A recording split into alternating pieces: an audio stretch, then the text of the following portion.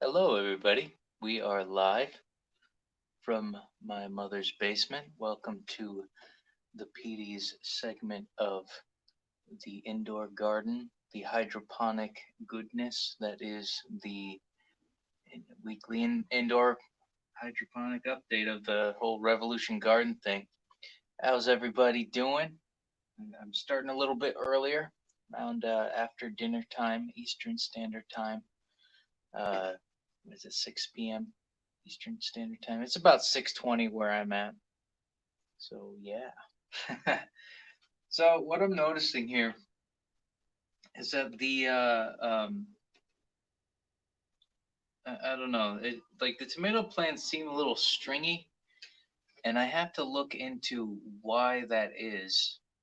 It might have something to do with lighting, and obviously this isn't natural sunlight. In order to get natural sunlight, it's very meticulous, especially where this house is facing. Considering that this whole building was invented, and I think it was actually built by pilgrims, a couple hundred. I don't think it was pilgrims, but it was a couple hundred-year-old house, and Western culture doesn't necessarily understand how feng shui works and getting natural sunlighting and all of that stuff. You get more of it with uh, uh, newer houses in my neighborhood specifically, but when it comes to this old thing, this old house, it's not designed for southern sun whatsoever. So, and in order for me to get uh, viable southern sun, it has to be outside and in a janky location. If you look at one of my older indoor gardening videos, you'll see exactly what I mean. Like it has to be at the most inconvenient, back breaking, because you got to hunch over and um, throw your back out in order to tend to something with kind of sort of a small amount of southern sun. That being said, though, we're gonna make it work. all things included, I suppose. And the stringiness of these guys. I think I said last week I was gonna wait on these, with thinning. And I got right here collected up. I just got like the uh, uh, dead plants basically of tomatoey goodness. Oh man. Hopefully the wormies get out of it if they're not dead already. And something that I did notice that I didn't get on camera just yet was I saw some ants, like red ants. I'm not sure if they're ants or if it's some sort of other bug of some sorts, but they were noodling around here trying to get up in my tomatoes, and I'm like, hey, what are you doing, sir? You were on my tomato. They don't care. They don't care. It's like whatever advantage they could get, they'll get it. Hopefully, there's not an ant like an ant hill that grows in this whole thing and then kills all the worms and everybody dies. That would be depressing. But hey, I'm still gonna do the weekly thing. If these plants die, and this is only trial and error too. I'm not really like uh, I'm I'm not expecting much at this point. Um, I did change my timer for the lights that are going up over here. So what I think I'm going to do is I'm going to allow for um, allow for more time with lighting because I read up on tomatoes a little bit for the past couple of weeks, and basically tomatoes need as much light as possible. I think about 7 hours minimum. So if you get that up to 8 hours somehow, that's a viable way to get these bad boys growing rather strong. Last time I tried LED grow lights indoors, they did come out stringing, and that was with plants like romaine lettuce, and they grew to this point. They came out stringy, and be, they might be dead at this point. I'm not exactly sure. I'm just gonna look into what I'm doing wrong as I go, and hopefully I can talk to you guys too in the midst of things. But yeah, we got some new sprouts. I might fill in some dirt so these guys have a bit more of a foundation to go on, but even just moving this guy, it doesn't look like it has much grounding going for it. So I'm gonna add some soil, some good old worm castings.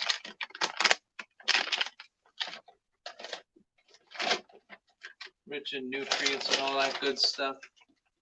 It's not necessarily about the nutrients, but it's just how I'm just gonna sprinkle it on here.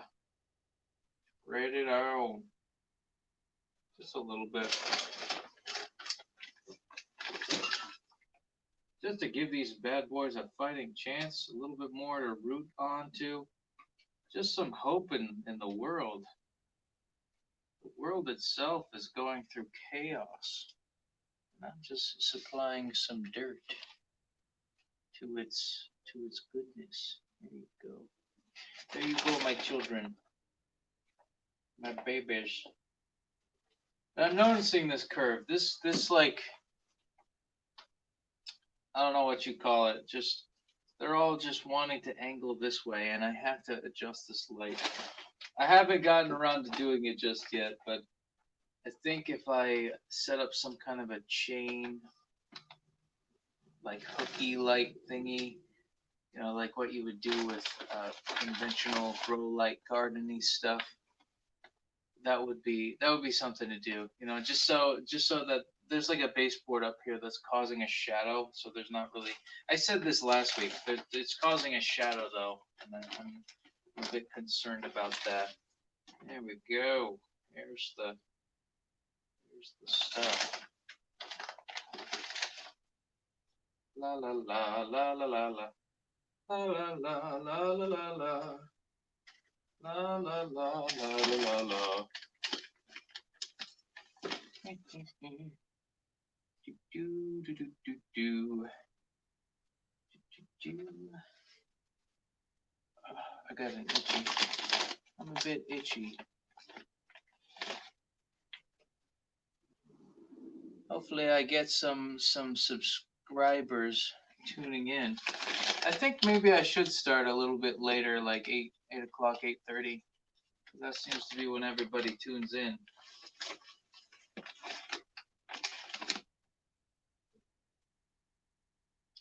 Oh, this one's kind of forming weird. Actually, I think this one right here. I can't zoom in because I don't have the technology quite yet, because this is still a young channel. Well, not a young channel, but it's still a smaller channel. But I think this root is from the, I'm not sure if it's kale or collard greens, but this root is actually bringing up some goodness from the previous grow. What the heck was that? I think that's the furnace going off, just so you guys know. La la la. La la la la. La la la la la la.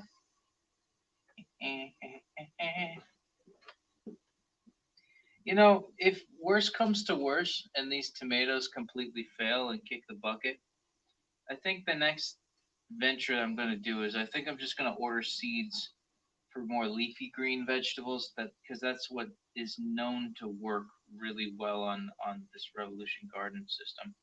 Oh, and there's a small sprout coming right there.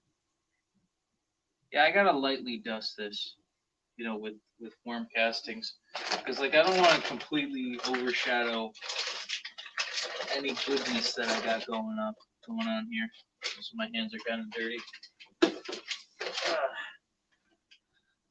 Just doing whatever I can as I go.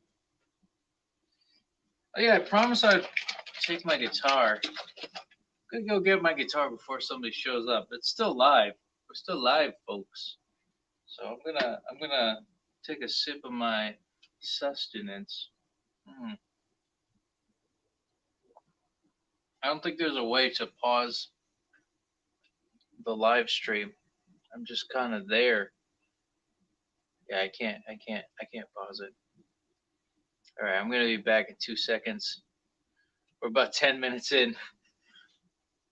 I'm going upstairs, gonna get my guitar. And I'm just gonna sing about nothing. I didn't write a song, by the way. If anybody here is like, I think it was Edwin that said, or it was either Brendan or Edwin that said, like, yeah, write a song every week. It's like, all right, yeah, I'll get to it. I just got completely swamped with all these other projects I've been putting on myself. So I think what I got to do is I either got to get crowdfunding so I could pawn the extra labor onto other people because I have a lot of videos I need to edit, and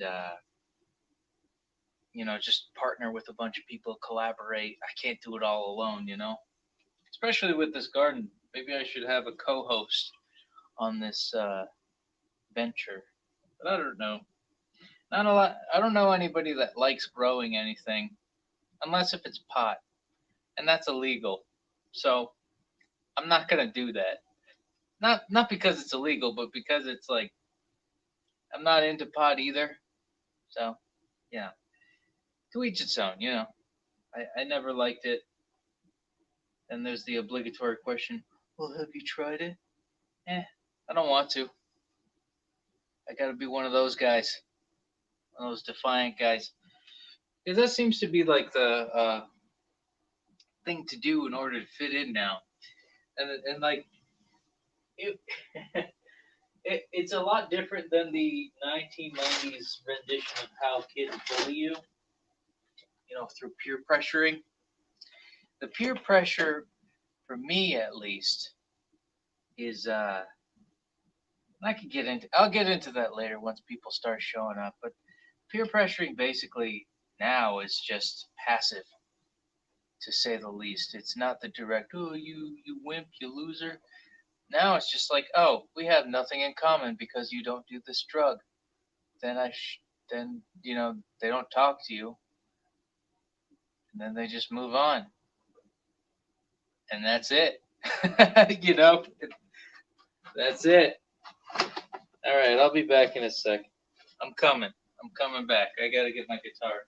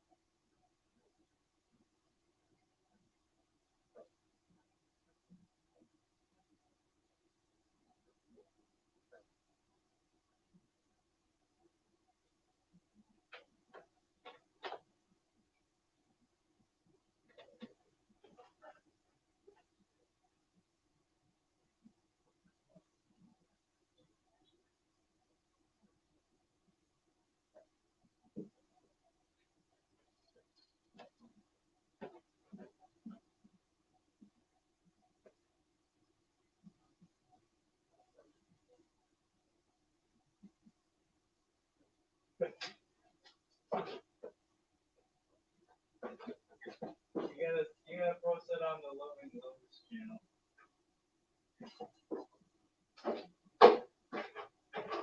Okay. Okay, is anybody here? Okay, nobody's here.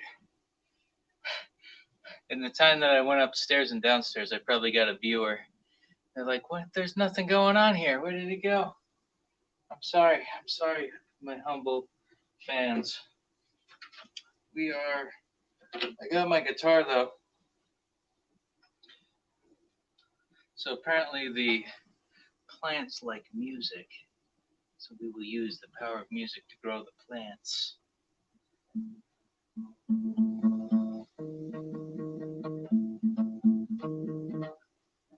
No, I'm kidding.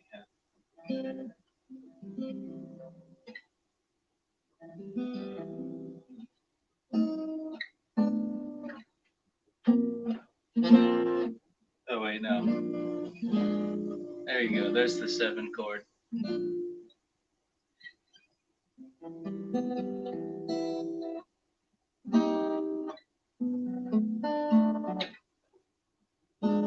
That's tough to do the shift. I'm I'm not too much of a jazz guy. Oh wait, I realized that I could just go over here. La.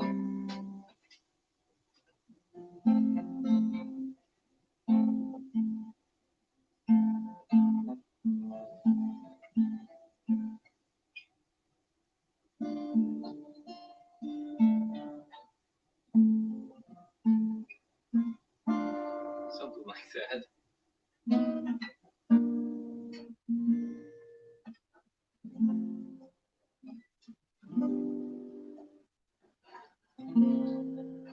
I love that. I love that progression. It's like, wow, that furnace is noisy. I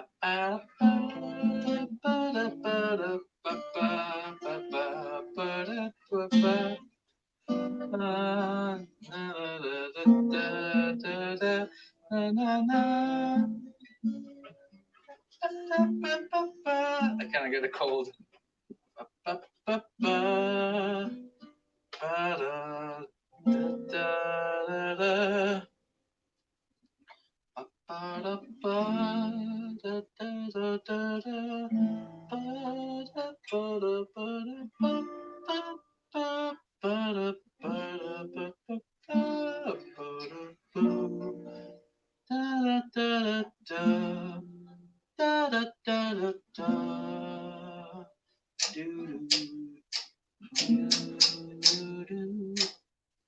Doody doo.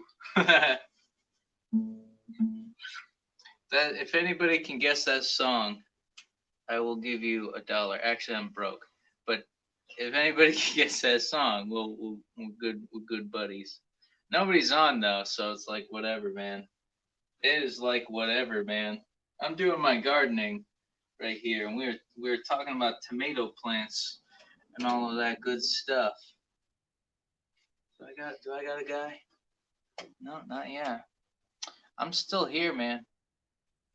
I'm not gonna end this broadcast until I have a good enough conversation with somebody. You know, and we all reach to a conclusion together. That's gonna be my I guess quota. My quota for the day. My quota for the day with my live streaming is if I can make a connection in an organic view, then I'm gonna just have a nice talk with you guys, and then we're gonna find some closure. We'll be good. Touch base, you know. We'll touch base. That's what I'm doing with these plants. What's a good chord progression? Let's do yeah, A minor. Yeah, look at that. That's A minor. And that's F major. Yeah, what a classic wholesome chord. And there we go. That's E major. Yeah. I like what is this? I think this is C9. Ooh, jazzy. Yeah.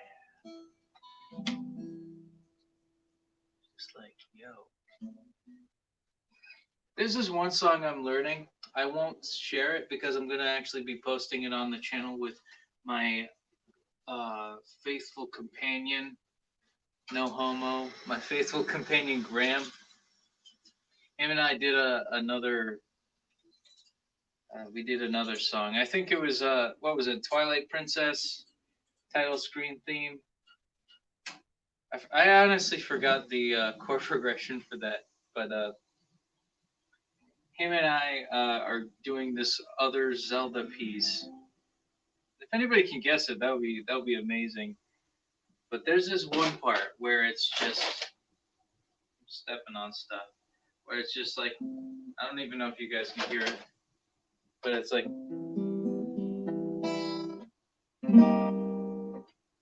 that, like just that part of it. It's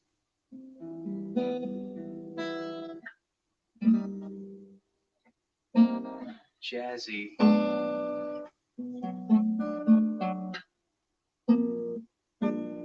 I can't do the B flat. Actually, I would probably do something like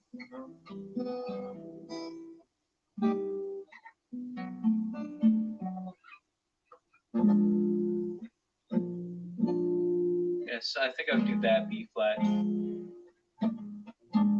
It's just easier to do because I think it retains the same shape when you look here. Whoops.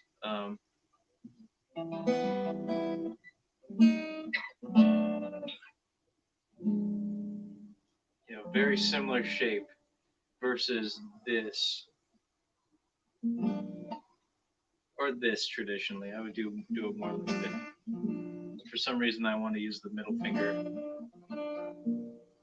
This is basically a pseudo guitar lesson and indoor gardening update. That's what today is, basically.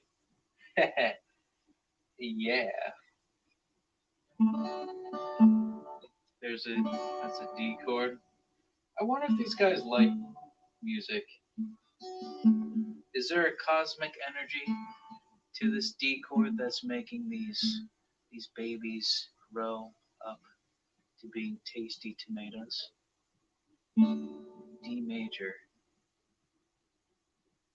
Hey, what's up, Brandon? How you doing? I brought my guitar. I don't know who suggested it. I think it might have been you.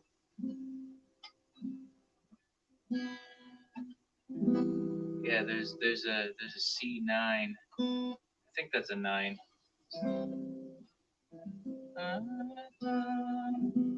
Is that just a 7 chord? I'm not sure. Like a major 7? I think so. No, I think I don't know the distinction between a C. Was it like a C add 2, or just like any major chord with an add 2 versus like a 9 chord? Because it has the same note involved. Music theory. I'm not gonna get into the music theory of it if you guys don't want me to. Oh, one of you, Brandon. Good to see you. It's good to see you. I thought I was gonna be alone here, but I'm glad. I'm glad you're here. You loyal person. You. I got callus building up on my fangas.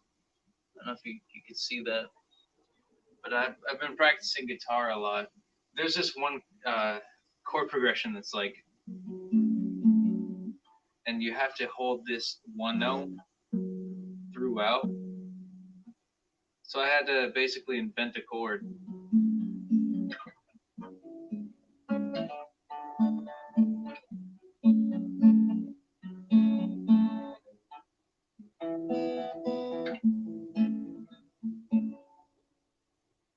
And that's the first part. That took me a long time because of this chord. Wait, crap. I still can't even play it because it's new to me. Oh.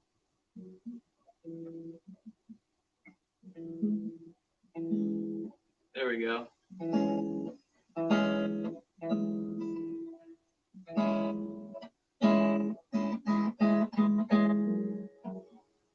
The F sharp in the bass.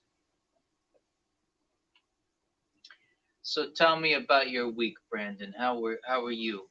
How have you been doing? I should probably move this a little bit more towards me. I'm singing to my plants right now.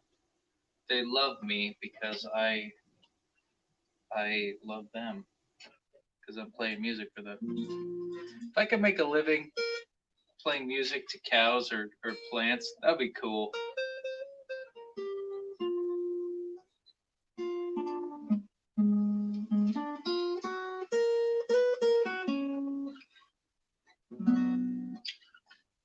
There's a B minor. Yeah, E minor. E minor. La la la. La la la la. That's good, man. That's good, man. I'm just noodling. This is me noodling.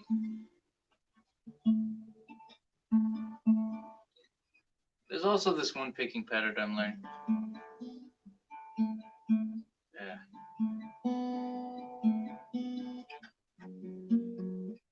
Minor.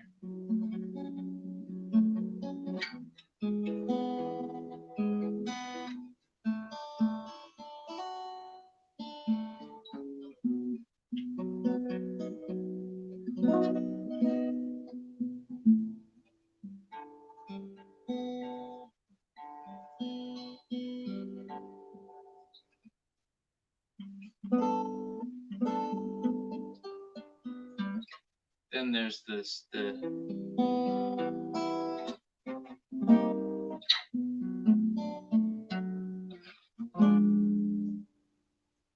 I think there's like some kind of like a diminished chord that's all weird and stuff. No wait, it's more like this.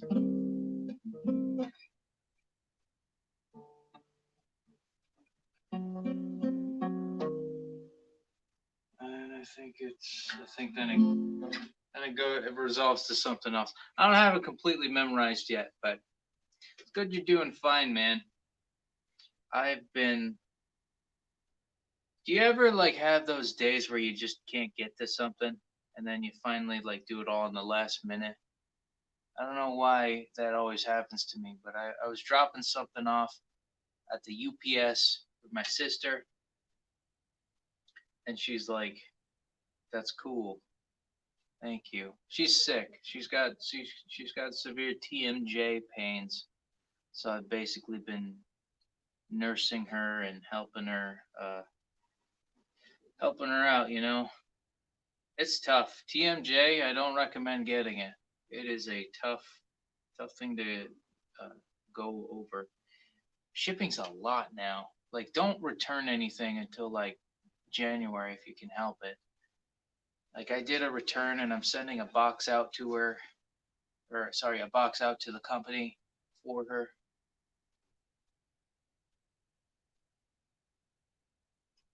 Haven't had much of what? Of the orders or talking about uh, TMJ or what specifically? Um, yeah, I went to the UPS store. $15 for shipping. Holy crap. For a return. Good thing it's like it's worth it.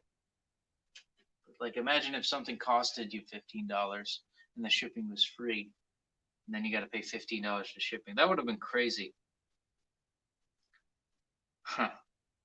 Hopefully it gets to the destination, but Christmas time, man, or holiday season, if I gotta correct myself with that. Holiday season is the time where you don't send anything out if you can help it, unless if you do the whole Christmas card thing. It's the only thing keeping the post office alive, that's for sure. Other than the mail-in ballots, but I'm not gonna get too political there. La la la.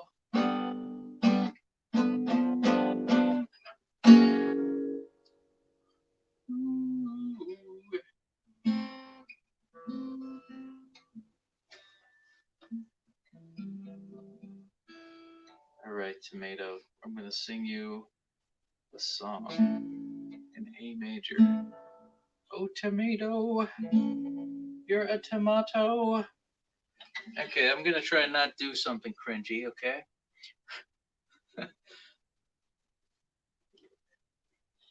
How is school, by the way? Is it annoying having to like I guess live on Zoom calls and stuff like that? That's gotta suck, man. I mean, I'm happy to do my live streams with just for leisure and stuff. I can't imagine getting into a Zoom call for like learning stuff. I don't know. I mean, it really depends on the situation, but it helps being somewhere physical. But I guess there are advantages to being at home.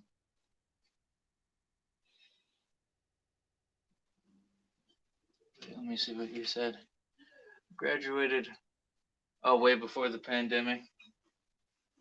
That's good. Yeah, same here. I'm glad I'm done with all that crap. I'm not a huge fan of. I mean, what's your opinion on formal schooling? Because my whole opinion on formal schooling is very um, pessimistic, to say the least. Very pessimistic. I just think that there are a lot of ways to format schooling a lot better and efficiently to cater to each specific student. And I think doing doing I guess classifying all learning disabled kids into one room isn't inherently the best thing, especially if you have troubled kids with you know troubled households and stuff like that. It and you kind of lump them in with disability, like learning disabled kids. I'm not a humongous fan of that type of it's just a factory way of, like, an industrial era way of categorizing people, and they're people, they shouldn't be categorized by just how their grades are. We should look into each of their intelligences and go from there. What are their strengths, and how do we highlight them and improve upon them and get them to get a level of confidence in themselves? That's the first step, I would say. You know? Hey, what's up, Alex? Oh, you barely graduated high school? That sucks, Brandon. I mean, like, you know what saved me with high school, Brandon? Music. Music saved me in high school. Actually, that's kind of queer saying that, but like, it did. It did actually. Like, I ended up in my the honor society version of music, and I guitar is one of many instruments that I play, and I'm not a pro at all of them, and I'm not exactly 100% proficient on guitar, but I will say that music itself is something that I still want to take a main direction on. This is this this is like my secondary type of thing for therapy. This is like the thing that I really want to do. Not just like being a douchebag guitar guy either. Just to make that clear, to distinct myself from the other douchebag guitar guys that are making way more money than I might ever make. But music, in a lot of ways, engages many different parts of the brain, and not a lot of people know that. And I understand why formal schooling wants to take away funding for music. There's a lot of bad music teachers, and if they could take away science as like certain science teachers, because I've had plenty of bad science teachers, they would do that just as well. Um, I think musicians have to be competent, which I like. I think the level in which music teachers are held to should be held across the board. If you don't do your job right, you mess up the kid, you're done. You're basically done. I digress from that. You didn't. I mean, you didn't miss much. I brought out my guitar. I didn't really do much. I just kind of noodled. I've been noodling.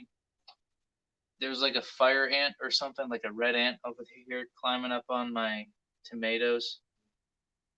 I'm honestly concerned with these because they're stringy. Before anybody showed up, by the way, I was talking about how, like, I don't know if you noticed that, but like they're very stringy. And I had this similar problem when I was growing romaine lettuce a long time ago hydroponically with LED lights. And it's something I need to problem solve basically. What was I gonna say? I don't know. You see, the state I live in, when it comes to music teaching, is overly regulated to the point where you got to get all this licensing, you got to get the degrees, you got to get all that stuff. It's just like I don't really like teaching. I kind of just like playing a little bit. Maybe more of like a music therapist I would like to do, but then, of course, then you need like some kind of a degree for practice of being a music therapist or therapy of any kind. I just don't want to go through the political BS of formal schooling. That's just not the route that's designed for somebody like me. It could work for a lot of other people, and it has. I have a lot of friends from high school that ended up becoming music teachers, and they're very happy. But I think the formality of it is too much for me. I can't handle the formality of it. I could do maybe private lessons, but it's even then it has to be the right students. There's a lot of parameters that I'm just like, I don't know if I could, you know, and it's just too mundane. I don't want to get too formulaic and too stuck in my ways as far as professing music. I just kind of want to adapt as much as I can and constantly improve. And hopefully I could get some sort of an audience that'll help me out here. It'll be fun. I'll definitely. I've honestly thought about it in the past. I've been thinking about like, what if I just live stream my practice sessions and it's just me noodling, and I don't even know if that would even amount to anything, but it's just a thought, that I've been having. One day I could do the hydroponic gardening stuff, talking about that. Another day I could just be like, I don't know, practicing tuba or something every day. Yeah, that's a good point. That's a good point, Alex.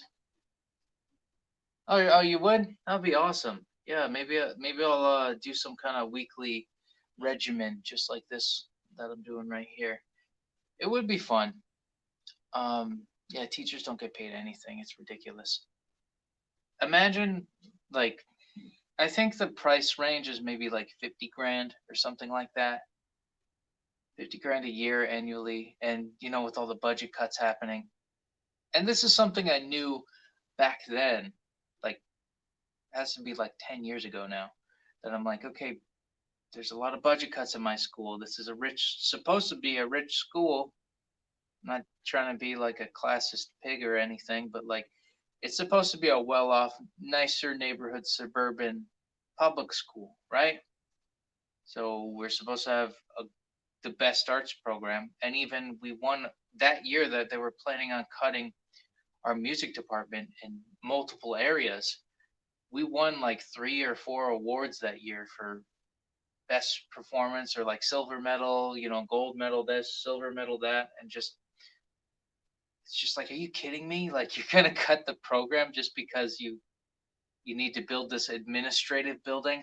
And then that's when I learned about politics, that the political BS, the top 1%, the bureaucrats on top, and I'm only going to brush lightly on the political side. The bureaucrats on top, the pencil pushers that make the decisions, they have to have their cozy office building so that for whatever reason, and their stable 6-figure salary. Yet the teachers make less than that. Like, are you kidding me? Shouldn't the teachers make way more? It doesn't make sense to me. It doesn't take that much to run a school, especially if you have 3 to 4 principals. I get, I don't know. I get, it riled me up. I would say, so much so that I went door to door getting petitions that around my town to not cut my program, and I really stood up for my program. Thing is that they misguided me. I think they sent me to a school that they didn't think I'd have a problem with. They misread my character or who I was, and but I did want to see them um, thrive. I didn't want to see them just surviving. But it gets to a point where you're just public funding anything always has some weird money sieve that just ends up in bureaucratic power.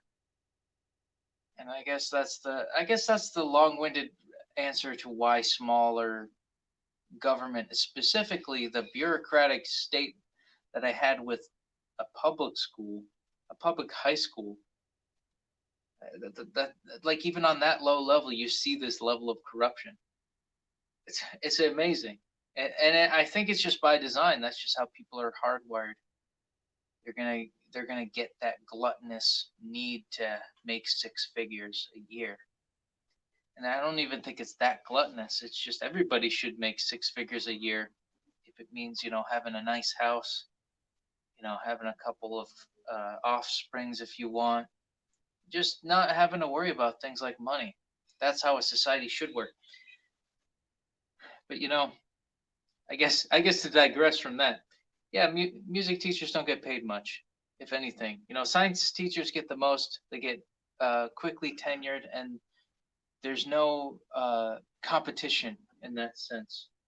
There's no incentive to be an actual good teacher. Not to say that I haven't had good teachers, but I wish the incentive was there by design. And I think, putting less power into public schools might actually be beneficial. And I don't think like charter schools that are religious based are inherently a bad thing. So as long as there's the public option that can compete with them, basically. Kind of like how the postal service works versus FedEx. FedEx was a company in like 1996 that actually became competent and forced the United States Postal Service to actually be competent, basically. And because like there was some, like the old internet, you barely got your order. Like if you ordered a package, you're lucky to even have it within the month. In some cases, and now we have Amazon, 2-day shipping, warehouses everywhere. And I'm not saying that they're all benevolent, but I'm also not suggesting that they're all evil either. They forced advancement quickly and competency to increase. And I think we just need to do that with education, is all. Yeah. You know, whoever cuts school funding, I understand why. Because more money for the teachers. More money for the teachers. And this is why when you just throw money at a situation, it doesn't necessarily solve anything unless if there's a risk. I guess that's like the foundation of being a capitalist.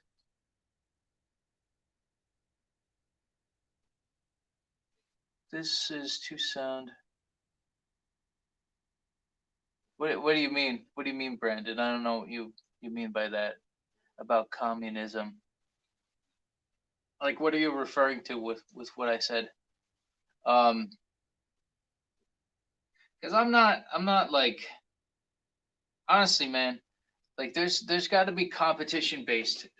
Well, I had a friend tell me, like the public option needs to challenge the private sector, which I think the opposite is true. The private sector actually challenges the public option. So much so that it becomes obsolete. Like Amazon versus the United States Postal Service. What's that? What's that chord?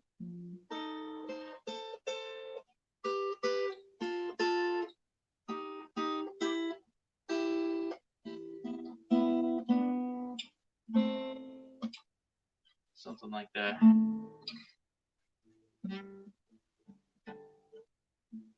Oh wait, is that the chord?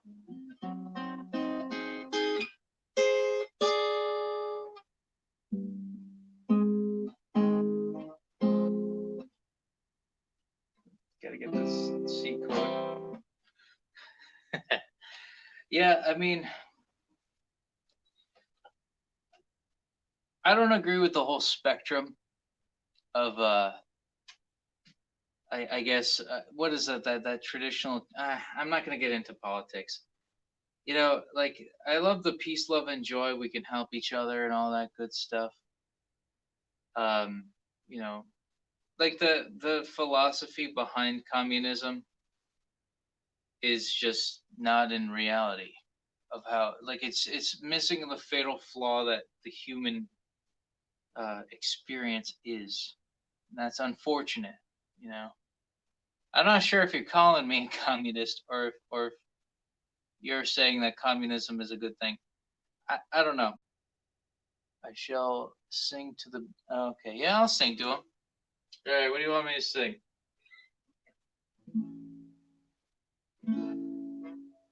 Tomatoes, you are tomatoes. Something about tomatoes,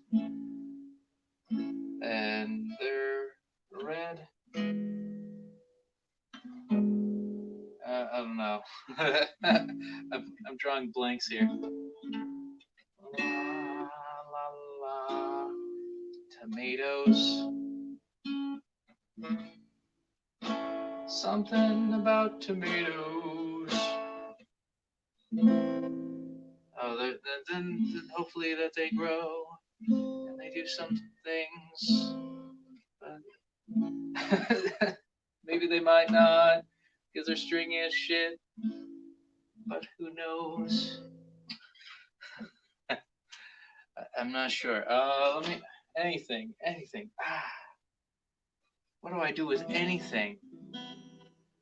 I'm not sure if I showed you this. Actually, I did this early in the live stream. So if anybody's watching this after the fact, um, after the live stream is over and if people are viewing in afterwards, this might be redundant because I don't really have any. I'm kind of going with how the viewership goes, but I was learning this one song that where you have to hold this note forever, but there's like this one chord that I had to basically not invent, but just understand how to play the chord quality, the notes within the chord, while still holding this note. And I do this a couple of times, so it's kind of like.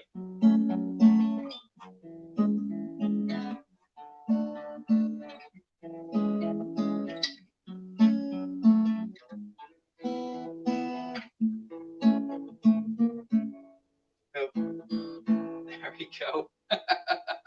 I'm still learning it.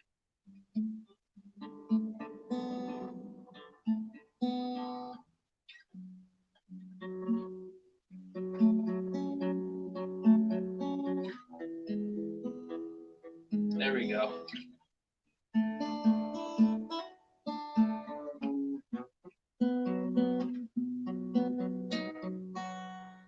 I really like the chord progression at the very least. But it's I gotta sing. I haven't sung in a long time. I honestly forget lyrics to songs like crazy. Actually, let me get a pick. Let's see. Let me get a pick. I brought my wallet. It's a musician's secret to always bring a pick in your wallet. Boom, bam, baby. All right, Mr. Tomato. Do they like punk rock?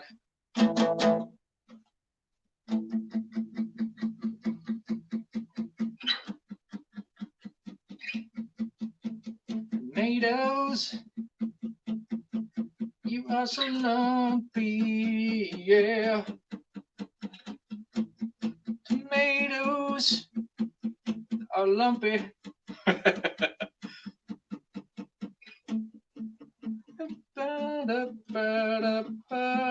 This kind of sounds like Green Day, actually.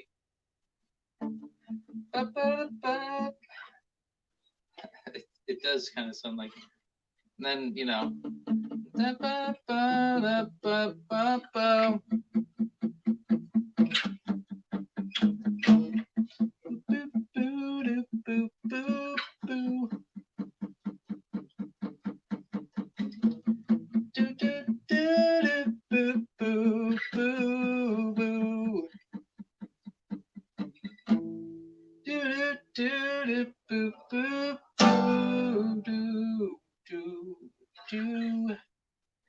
something like. Oh wait.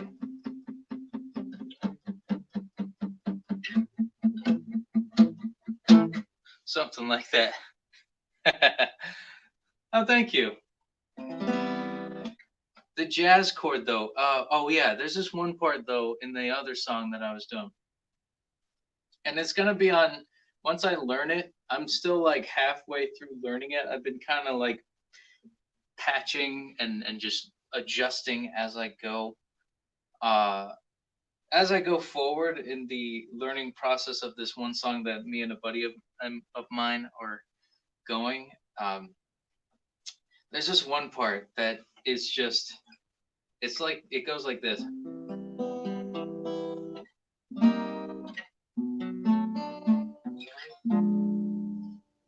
Just that sequence is so jazzy, like just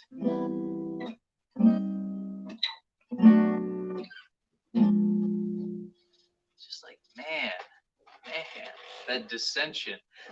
What's going on here is like there's I don't know if you know anything about music or not, but it's like C. It's like C and then C minor 7 and then what's that? B. I think it's B flat minor 7. Then or no, it's just regular B minor 7. Then it's just B flat. So it goes C, C, C minor, and then B, B flat. And I think it descends down from there, but it's pretty cool. It's pretty intricate. I don't know anything about jazz other than that part of it. I mean, there's seventh chords. It's convoluted. I haven't dived down into the theory analysis of how the chord changes are I guess the theory behind how it's aesthetically pleasing to do that descending thing, but always descending bass always is tasty. Like I forget what's the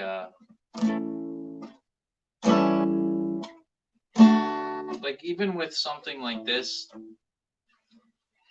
where it's like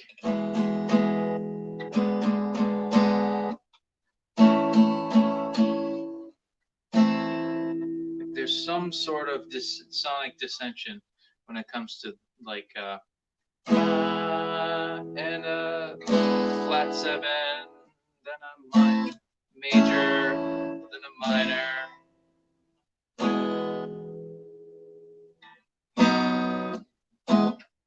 No, at least in that direction.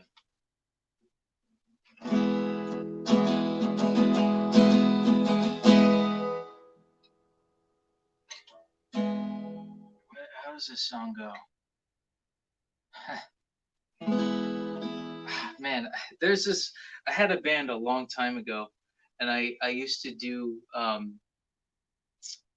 I guess slow versions of punk rock covers because the drummer just couldn't keep up with the tempo I wanted to go to.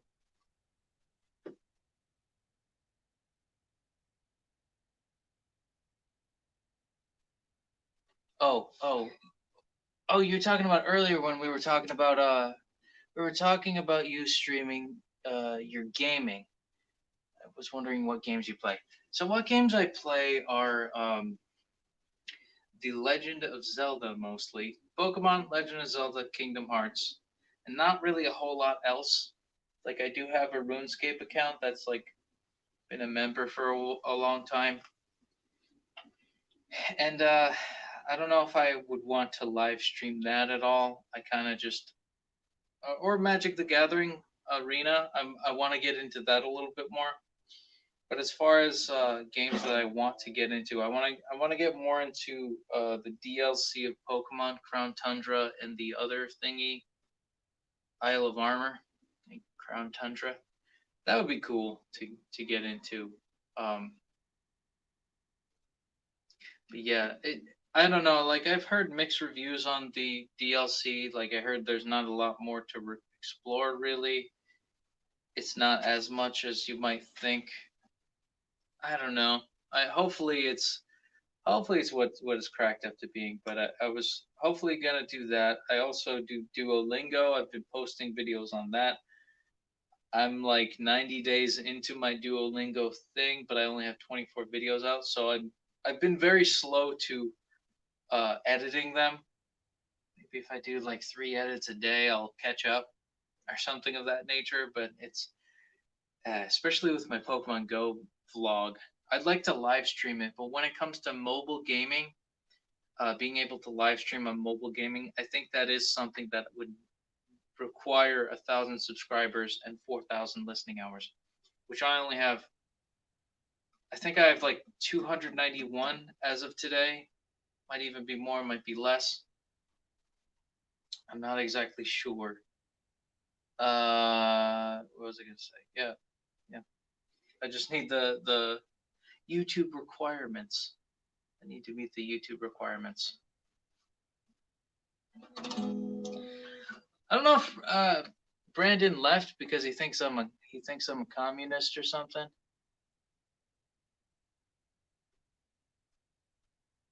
Or anything. Whatever. Hopefully he doesn't think I'm a communist because I do agree with some form of subsidizing, but it has to be tasteful. It has to be absolutely worth it, you know? I'm not going to get too political, but like it always comes down to that because we have to care about politics now in these chaotic times because it's just how it is.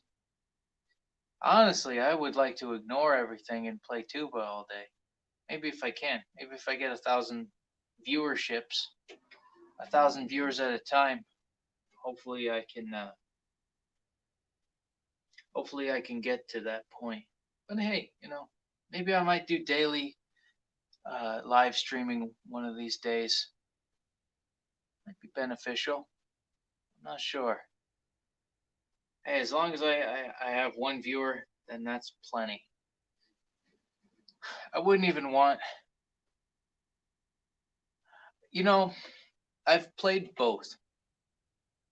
There's I forget what it's. There's like RuneScape Classic. There's old school RuneScape. Those are two distinct different things. So like, then there's RS3. Yeah, you're loyal as fuck, man. Kudos to you, man. We got it. Like, just you and me. We're here. You're like I don't want to say foot soldier because I don't want to demean you, but like my loyal servant. No, I'm not a king by any means. You're like a knight. My to my army. Yes, my army. Then once we get more followers, you'll probably be like commander or something. Know what I'm saying? My infantry to my army. Yes, the army of the PT. That'd be cool. I wish it was real life was less lame. Like if we could have like mild fantasy violence instead of actual gore and bloody violence, and we could just eat a berry that'll cure our ailments. That would be sweet. Or like swords don't really like pierce through anybody, and you could like basically like an anime or something. The PD army. Yes, my army. Yes. Would it be an army?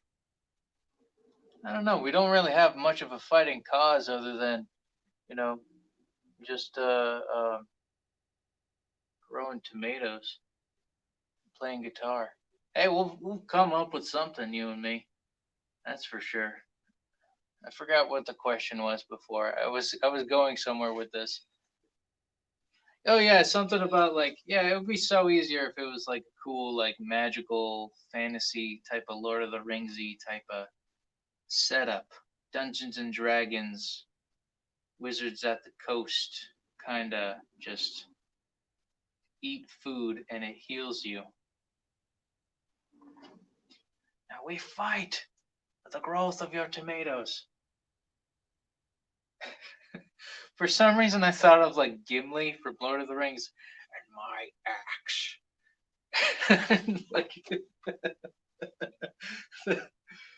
I don't know why that makes me laugh. And my axe. Yes, my axe. Because, guitar is called an axe. My tuba teacher called his tuba his axe. My axe. Ah, yes.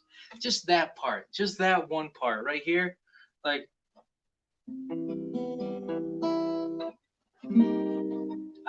yes. That's like opening up a fresh can of soda. Just that. Jazz, man. I'm not even that big of a smooth jazz kind of guy. I never was.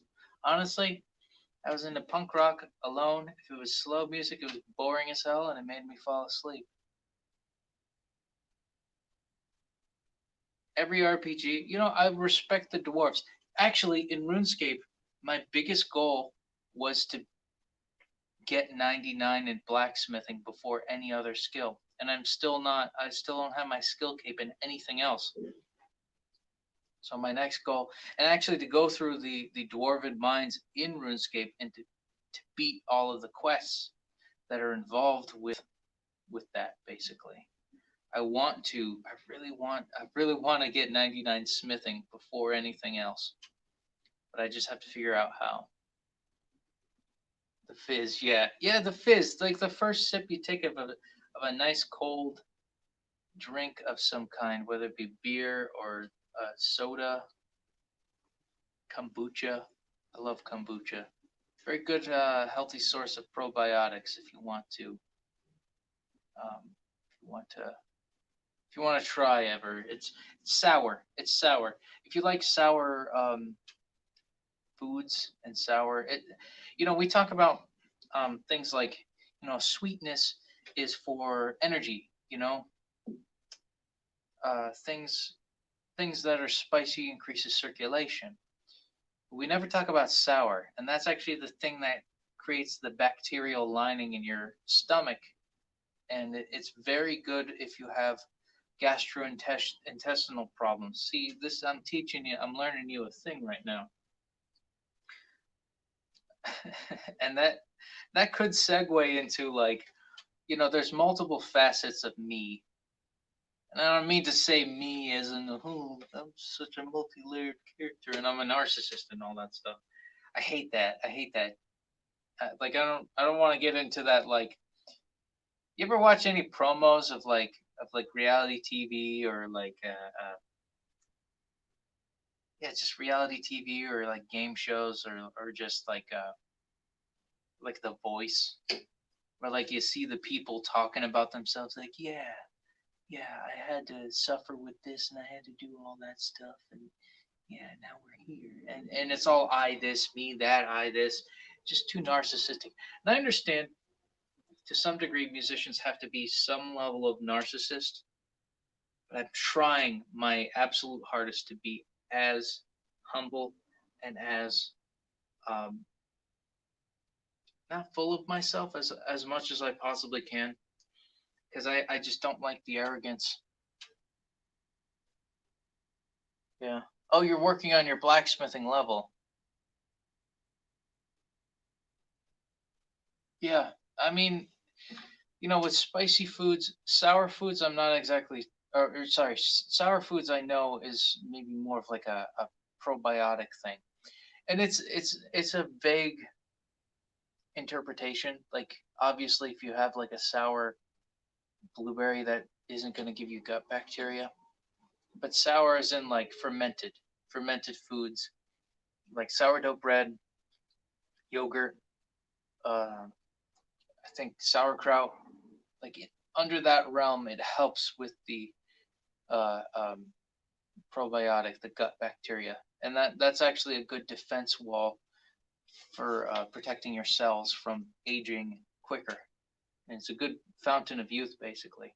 Only thing about kombucha is that it's very could be damaging to the teeth because it's made with black tea, which isn't good with nutrient. It inhibits nutrient absorption, so that's something to be wary of. But I would say the benefits outweigh the ailments. Whereas soda you just get the damage.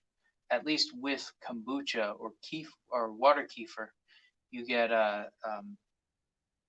the gut bacteria increase. What level are you? Are you actually at RuneScape, dude? This is crazy, man. Like we're like brothers at this point. Cause like the next thing you're gonna tell me like you have a bunny or something, or like something that's completely related to me.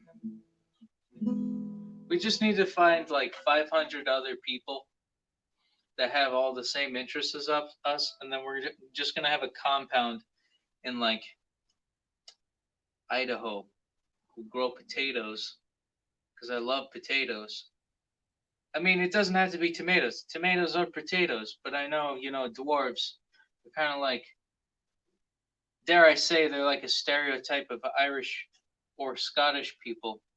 And I don't, I say that as an, somewhat of an Irish person. I'm like, I think about like 20% Irish. Um, you know, dwarves, I would imagine, like potatoes, basically. That's my assumption. That's my assumption because they live in the mountains, and the technique used in making potatoes is actually hilling, like a mountain. Yes, I'm saying we make a guild. We have 500 people. All crowdfund our like commune. See, I don't want to get into communes. Actually, I don't want to stockpile into communes. But actually, if you this type of thinking, this type of like communistic way of thinking, it can't be done on a broad scale because there's so many different people. But if you have something like guilds, isn't that or a tribe or a large to medium scaled close knit family, isn't that just a form of socialistic or communistic ways of going about things? But if you do it in mass, complete garbage, because there's enough room for error for sure when you do anything on a mass scale. And that's why I think, too much centralization of power is bad, just because the management and oversight isn't really done well enough by my standards. Meat and potatoes. Yeah, like a cottage, like, I mean, communism. I mean, I don't, thing is like if I talk about communism in a positive way, like I don't know if Silicon Valley will like give me like 70 more subscribers if I talk about it, because there are a lot of people out west that think communism is a good thing, which I definitely don't. But I just see all of these rich ancient cultures that have that sense of unity, because there's a balance between unity and diversity, and I think if you want to have rivaling neighbors of people, and in the hundreds, um, actually no, I think something like a small community like that would be best with like 30 people at most. And even with me, 30 people is kind of pushing it. I would do something along the lines of 15 people, maybe 20. I'm not sure. It really depends, You don't own a bunny? Guinea pigs. They're rodents. They're in the rodent family, I always thought about that. Just like, how do I like start on an empty plot of land and then just start my village? And just only other way is like marrying like 7 different wives, and then each of them have their own jobs in real society, and I'm the bard because I'm obviously like the guy, there's still gonna be that gender role thing that goes on as a guy. Like I'm gonna have to be the breadwinner, so if I want multiple wives in Utah or something, I'm gonna have to like basically sell my soul to the oil industry or something, or get into like big tech or something along those lines, and just make a shit ton of money. Otherwise, though, I would like make tons. Like I would probably start my village that way if I could do something like that. But speaking of RuneScape, though, just the infrastructure. You'd be a tank, probably. Yeah, I'd imagine. what is it? The granite maul was something that I always wielded in RuneScape. I was such a huge fan of RuneScape, like so much. Like I think I had like one piece of dragon armor. It took me a long time to get it because I was cheap, and I had a granite maul with me. That was like my setup for a while. I've been good. Today was a bit shaky. Yesterday I was a bit sicker. Today I'm feeling a little bit better. I think doing this thing and actually the light come from the circle light that I have and also this thing. It's actually helping my mood a lot. Believe it or not, like there's something psychological going on with light therapy that I think is helping me. So and also having somebody to talk to about other things not pertaining to life, like immediate life right here, the boring, mundane parts of life that I just don't want to be a part of.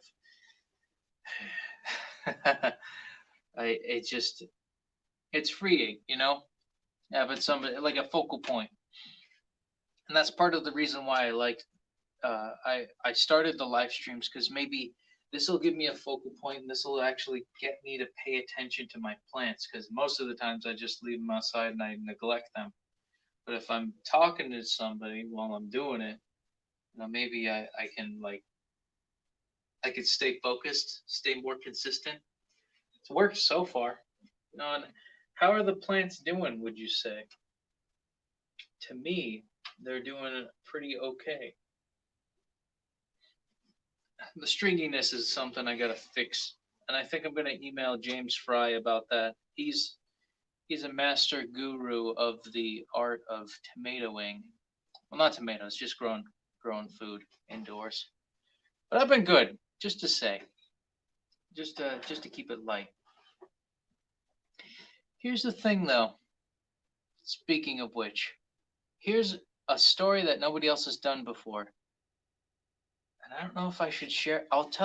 Remind me later. I want to share this to you, Alex, on Discord.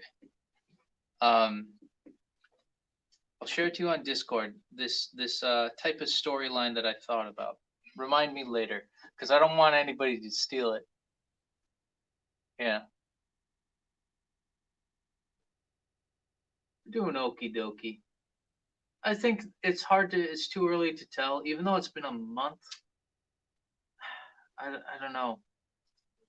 Like, if they still stay like this, when should I hop ship if these guys, like, are still kind of stringy and they don't really get um, they get their sea legs or something, or they just basically shit the bed. I think, maybe the cutoff I'll do is like maybe 7 weeks or 8 weeks at the very latest for the stringiness.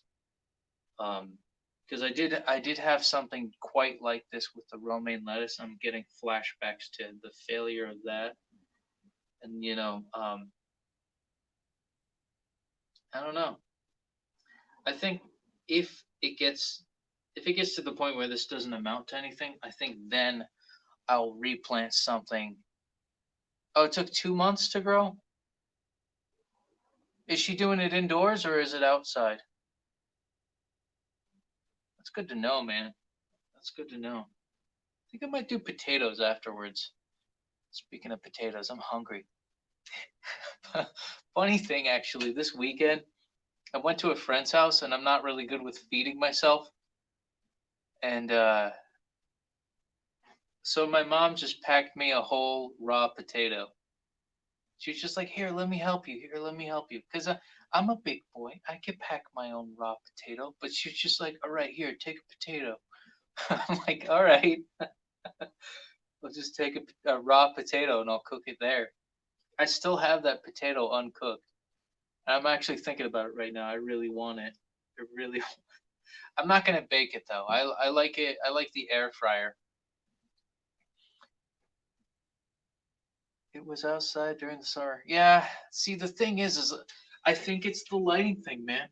Like this light might not be adequate. The above light. Like, let me show you what it looks like without the stage lighting that I have going on. Now, raw potatoes give you indigestion. That's what raw potatoes give you. Okay, let me show you without it. See, that's this is the light with uh, the above light right up here. And as you can see, like there's some shadowiness over here, and that's just because we got baseboards above here. I'm not gonna lift the camera. Actually, let me see if I can. Hold on, I gotta turn this light on. Let's see if we could raise this. See the baseboards? You can kind of see the light up there. I can only adjust this so much.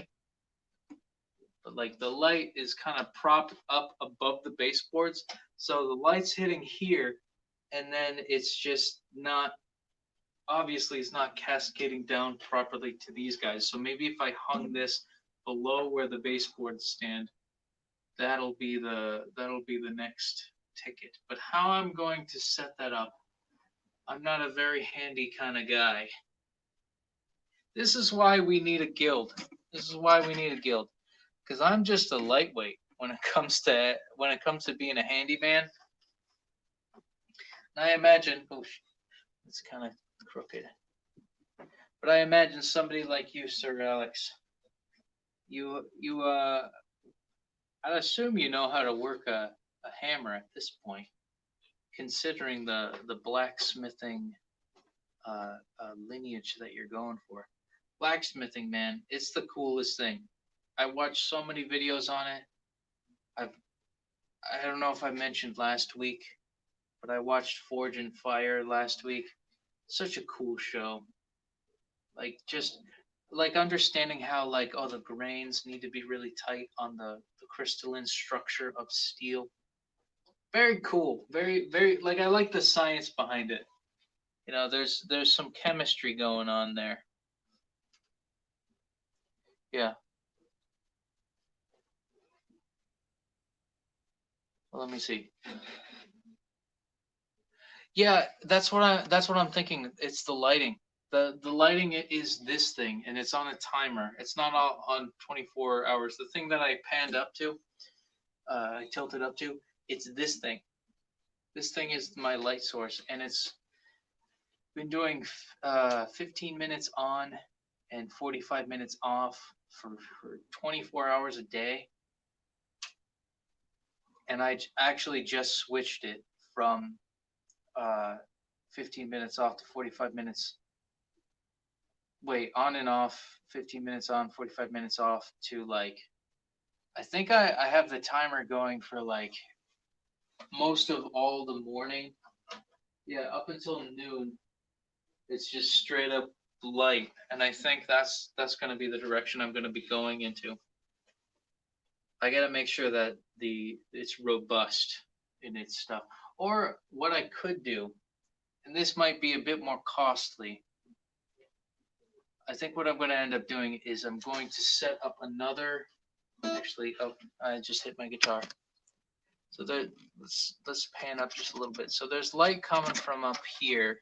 Oh, okay, there's light coming up from here, as you can see up here. There's like a baseboard behind here. I might set up a light rig under here, because most of this light is getting the front part right here, minus, you know, this stuff right here. So like maybe if I get a second lighting rig up here, but that's like $50. So I'm trying to decide between being a cheap ass or just making my babies grow. My babies, my children. Oh crap, I'm trying to get this adjusted. See, this is why I don't mess with the camera angles, because the good still image. Okay, can we? Yeah, girl, yeah. Lighting soil, water. Yep. Well, actually, I don't want to lower. Actually, let me try lowering it a bit more. As you can see down here, right here you see the reservoir. So I have a reservoir down here with a pump that actually goes up to here. So there's the reservoir filled with nutrient-rich water that goes up to here and feeds the tomatoes that tomatoey goodness. So we got the lighting, we got the soil. Maybe I need better soil. But the thing is that I'm adding good nutrients. So it's one of those things where I'm like, what could it be? What could it be? I don't know. I don't know, sir. We've been flipping between 1 to 2 viewers. I wonder who's jumping into my live stream, jumping in and out. I'm not exactly sure who, but if you get this message, second viewer, I would like to say hello and welcome. But I don't think they're here to stay. I haven't heard from Brendan in a while. Brandon might be gone forever because I was talking about communism, and that for a lot of people it's a touchy subject, you know. I would like to call it the new Red Scare, which there's a good reason to be scared of it, for sure. You know, we don't want 10 million people dying just for an idea. It's kind of ridiculous if you ask me. There we go. There we go. Got the goodness going. Maybe it's Brandon. Ideally, I would like to hope that it's not because I was talking. It was not because he accused me of being a communist. But ideally, I hope he's not like upset with me or like prejudging me, you know, without me explaining myself. But also, I would assume it's probably something like Wi-Fi sucks and getting live streams sucks, especially here when you're out broadcasting. I had, you know, back in week 2, it was rough, man. I was hungry. Do you ever get like really grumpy when when you're tired and hungry? That was me a couple weeks ago, and I kind of flipped out. If I were to be really honest with myself, it was not a good time. But we're here. I procrastinated with what I had to do today, but I got it done before 6, or a little after 6 actually. I started live streaming around 6:20.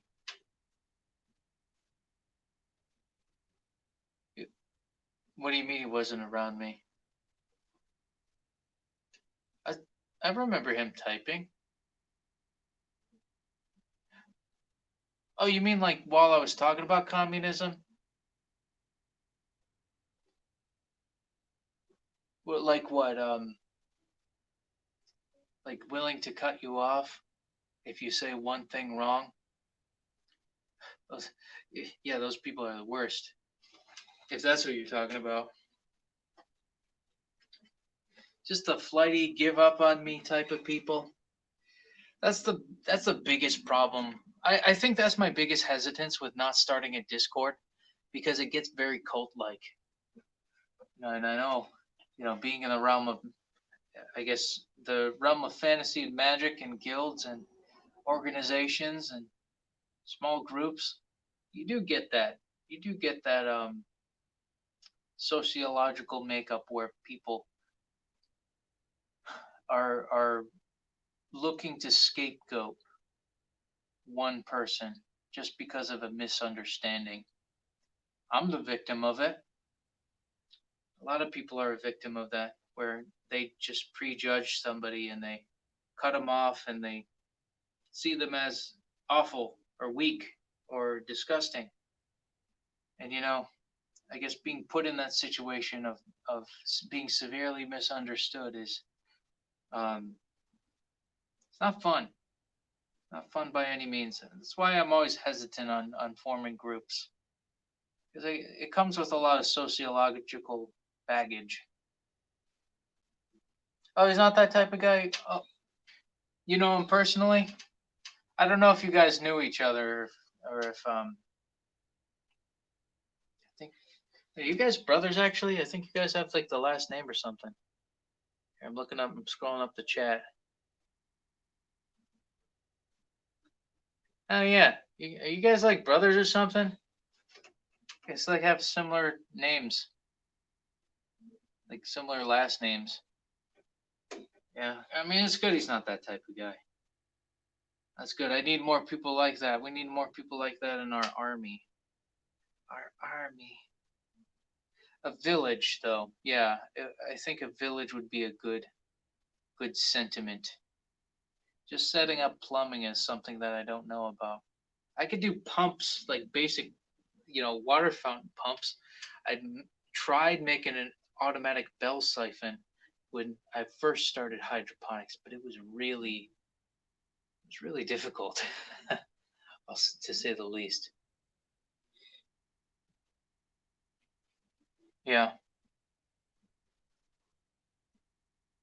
Oh, that's cool. I didn't know you guys were brothers.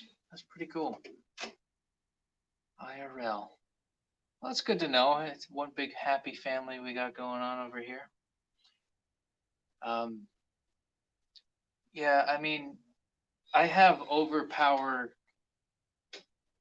I don't know if it's optimism or realism. I like, or not pessimism or realism.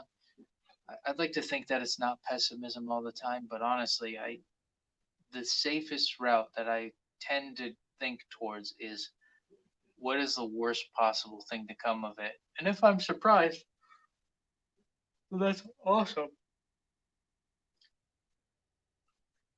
A lot of people tell me it's not the right way to think. You shouldn't think of things so pessimistically, or like with that much. You shouldn't expect the worst. I remember my first girlfriend was like, you shouldn't always, like, I always expect a good thing to happen. It's like, yeah, but that'll set you up for disappointment. If you always expect the good thing to happen, then when it doesn't happen, and then it sucks. Why do you want to feel like it sucks all the time? I don't know. Setting yourself up for disappointment is something that I'm not about personally. I don't know. I don't know about you. Oh, okay. Yeah, sure thing.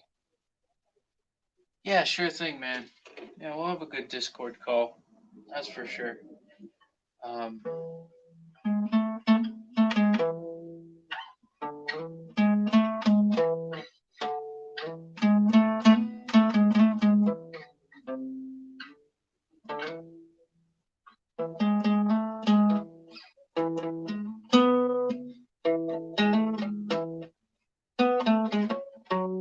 something like that.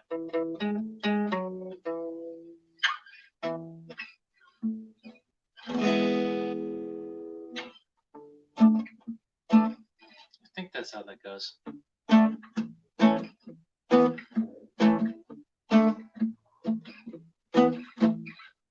Something like that.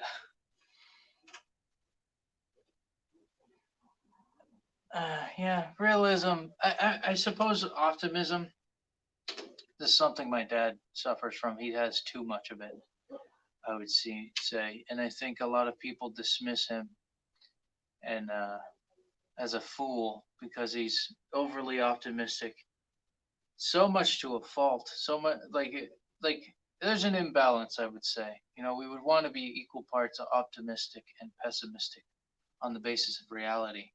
But I would say that it's very much like Pokemon in the sense that optimism versus pessimism uh, is very much like the Tao um, the Tao trio in Pokemon. Ideals versus truths. Idealistically is the form of optimism that we all hope to strive for. But the truth is, it's not as cool as we might think. And that's why we play RuneScape, because it's cool. Or we play video games because it's to get away from the fact that reality sucks. Unless if you live in this absolutely rural, underdeveloped country, where there's still like ghost stories and stuff like that. That's pretty cool. I sometimes wonder if gentrification and building up of uh, societies allow for or actually prevent the growth of certain bad demons or spirits, because I talk to a lot of people from rural areas that deal with weird um, ghost stories, paranormal activity of sorts. I sometimes wonder if they go hand in hand, that the more nature you have around you, the more likely there's going to be some weird stuff going on, some weird monsters in the woods. That'd be pretty cool, man. I would be into that part of reality. If there is going to be an apocalypse and we somehow end up surviving, Yeah. might just be like Adventure Time, you know? That'd be cool. Yes, I play brass and strings. Actually, my tuba is at my friend's house. Brass and strings. Well, mostly guitar and bass. Like I don't play violin. My friend that I'm collaborating with, he plays violin. He actually has a junior violin, and this guy's like, he's got a junior size violin, and I'm letting him borrow the cello that I'm borrowing. Uh, yeah, I'm letting him borrow the cello that I'm borrowing. So he's gonna be the full string guy. I'm gonna be the brass guy.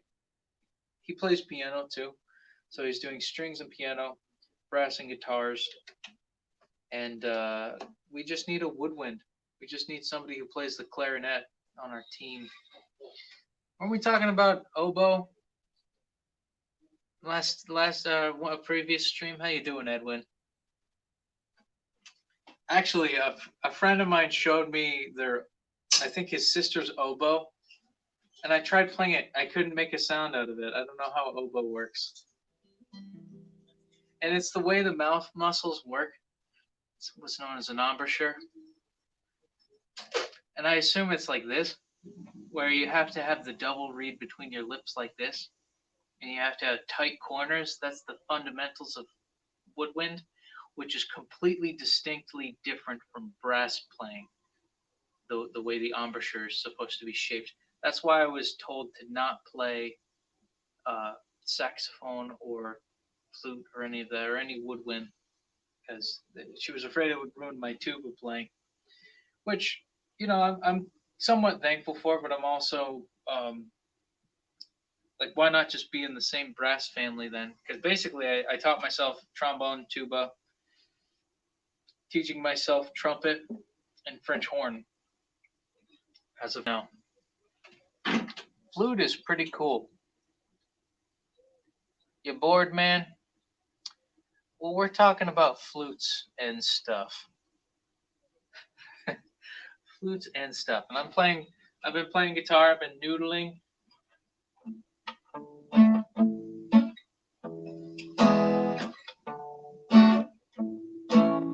Wait, where is it?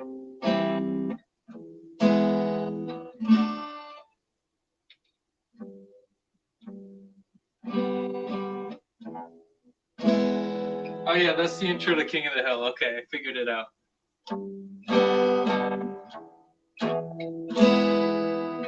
And it's like,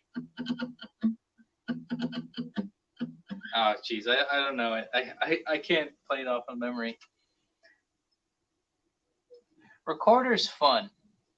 Recorder is fun. I have a recorder. I also have an ocarina. In fact, the Ocarina of Time. The legendary. If only I could control time and just speed up the process of growing tomatoes, that would be cool. In reality, if we could do like time magic where we could speed up the process of tomatoes. But I think Disney mentioned something about messing with time with the, what is it, the Doctor Strange. And then they mess. I just saw a mouse. I just saw a mouse crawl. Wow, we have little critters down here. It's like over there. I'm not gonna turn the camera around, but there's there's a mouse down here. Hopefully it doesn't like land on my head. Violin, piano, guitar, and recorder. Yeah, after a while, musical knowledge just kind of goes away, so you gotta upkeep it. I will say something about music. It's good to be rich. If you want to be a musician, it's good to have a very rich family where you could just have money carry you to being a musician full time or an actor or any of that sort. As long as you have enough money funneling, uh, kids, it sucks because it's just like a huge money pit. Unless if you're a prodigy, you know. Oh, cool. Origami Rayquaza. I gotta see that, man. I don't know if the mice will ruin my tomatoes or if they'll just like snack on some stuff. I don't think they would. What might end up happening is they might fall into the reservoir that's below here. Like they'll like try climbing up from here, or maybe dropping down from above. Let me adjust that. But they might drop down from like the baseboards above, and like they'll probably have a nice snack, but like they might die. They might fall into the water reservoir. Trying to readjust this. Oh, it's out of focus, I think. Oh god, the focus. Yeah, let me tighten this up, baby.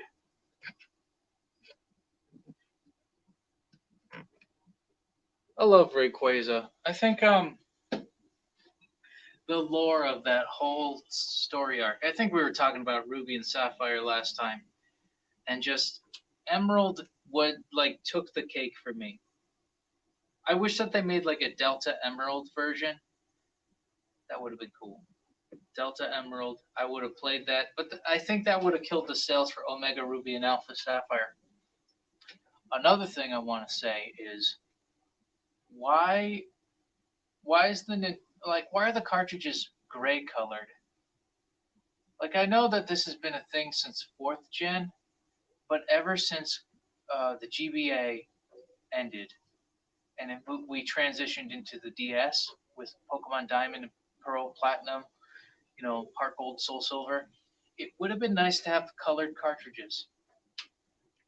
And I think if I could rule the world, I would issue colored cartridges that match their coloration of their version games.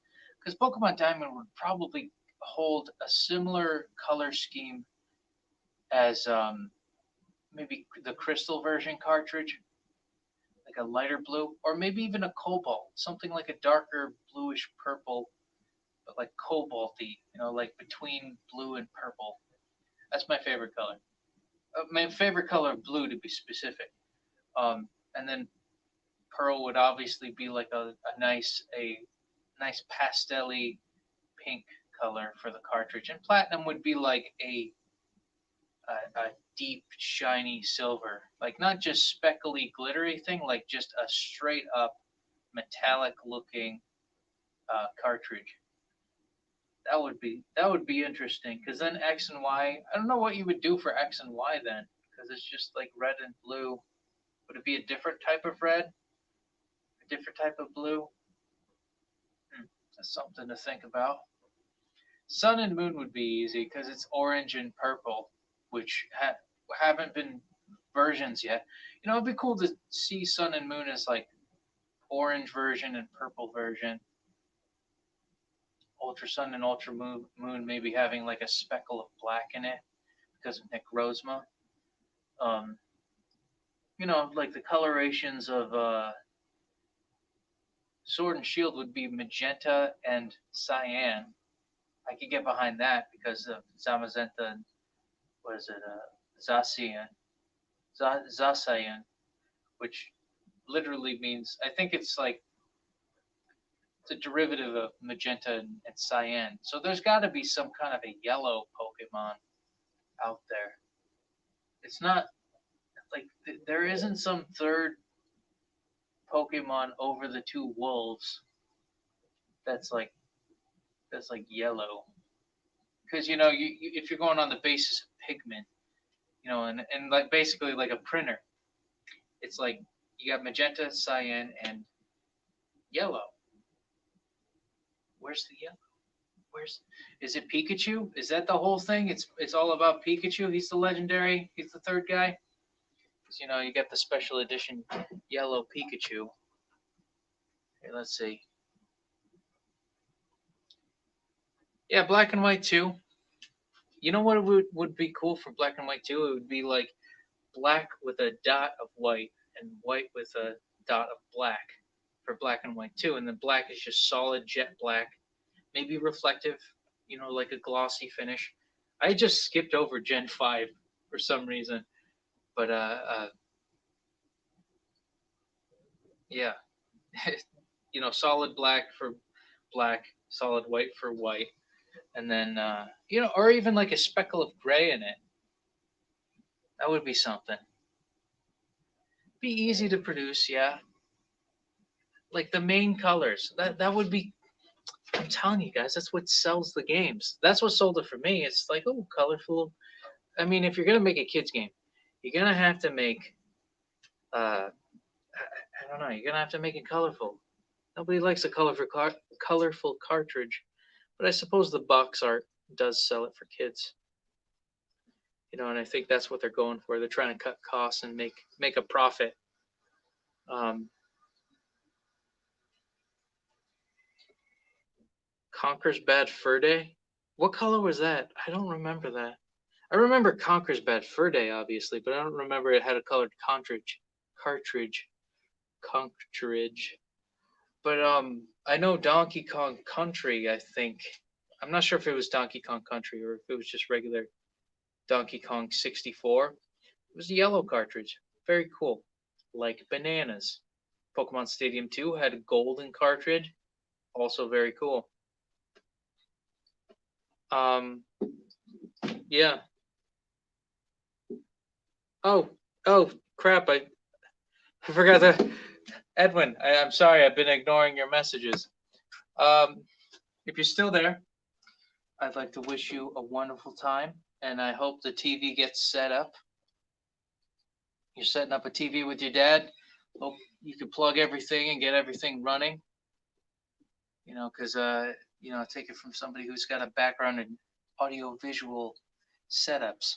It's a pain in the ass, and I hope it's the least pain in your ass and your father's ass. Good luck, my friend, and it was good talking to you. Good talking to you as well, for sure. I hope the TV is nice and shiny. Let me know what kind of TV. I'm going to take a mental note of that. Hopefully, it's not a smart TV. I might be call me old fashioned. I don't like smart TVs. That's an unpopular opinion, but here's why. Why would you put a computer inside a TV when the thing you're plugging into the TV is your computer?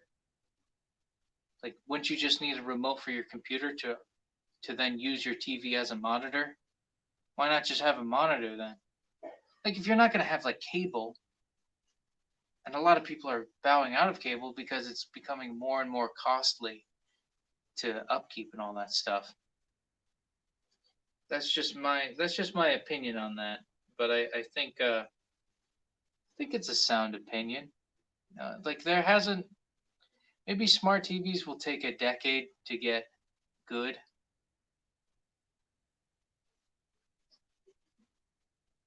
TVs with a built-in VHS player. Actually, I used to have one in my room. Very small looking thing. Huge. Like very bulky. That's the only complaint I have for it. It's very bulky. But the VHS player definitely adds to that nostalgic, old-fashioned kind of way of going about things. Doing things via tape is very classic. Very classic. Um, only thing is like you could probably put like a couple of VHS tapes into a DVD, into one single DVD. That's why I think it moved to DVDs more so. Yeah, it just got so bulky. That's the only drawback is bulkiness and space. But I think, there comes a time where like you can only flatten a screen so much to the point where it becomes inconvenient because you want like the plug that goes into the TV and for it to work. If you have like one flat poster sized TV that requires a USB type C to do everything, it's not going to work because it's just like you need multiple inputs. I just want multiple inputs, is all. Multiple inputs. Let me do what I want. I have a gaming console, I have a computer console, I have, you know, a bunch of different gaming consoles at this point. Speaking of N64, I got that. I got the GameCube, I got Xbox, I got PlayStation 4, I got Nintendo Switch. Just give me a bunch more HDMI inputs and we're good. The end. HDMI inputs. I don't need a smart TV to tell what to do. I just push the on button and then change the input setting manually. It's perfectly fine. I don't need like my wiretap to be like, all right, let me make your life more convenient by listening to your every command. That's not unnerving or anything.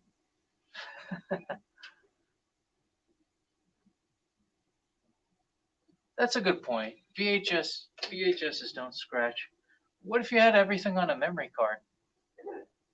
Also, DVDs, if you properly take care of them, they're fine. Like they're fine to go forever. I mean, if you're a little rough, which I am with phones, granted. Like I've lightened up with my roughness with phones. Like I like old school phones with the headphone jack and the ability to drop them without breaking into a million pieces. I like that feature very much. I like home buttons. Uh, the lock screens. Like I even like the iPhone 4S where the lock screen was, or sorry, the headphone jack was on the top where the lock screen, like right next to the lock screen. It was very convenient placement. Um, and they actually had like a mute switch, where you could flip on and off, like notifications or no notifications. I think there's a balance, though, at least. Like VHS, are you going to have like a stack full of VHSs in your back pocket? Or are you going to have something that's like a quarter of the size that has like 4 times as much, or not even 4 times as much, maybe 10 times as much storage capacity or more?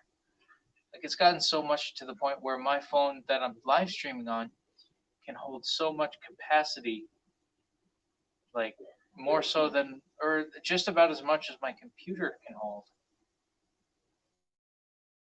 information. And take it from a guy who, actually, my dad's business is about converting VHSs to DVDs or into data. And when it comes to degradation of certain mediums, if you don't take care of your VHSs, they'll degrade over time.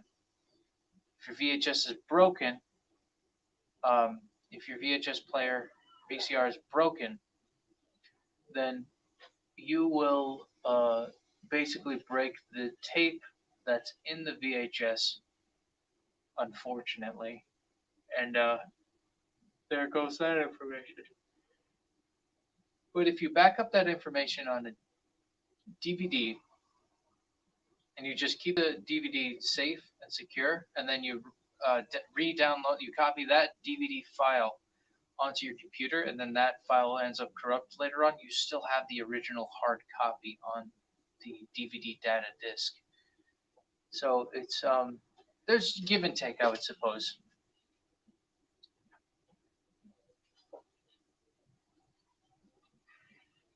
You saw a movie on the bus, hated it so bad it broke the VH. Oh yeah.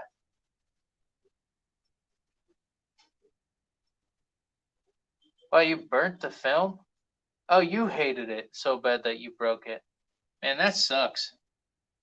That must be a shitty movie. What was it about? Was it the Avatar movie? Like the Last Airbender? No, not the blue people. With the Navi. Like Avatar: The Last Airbender.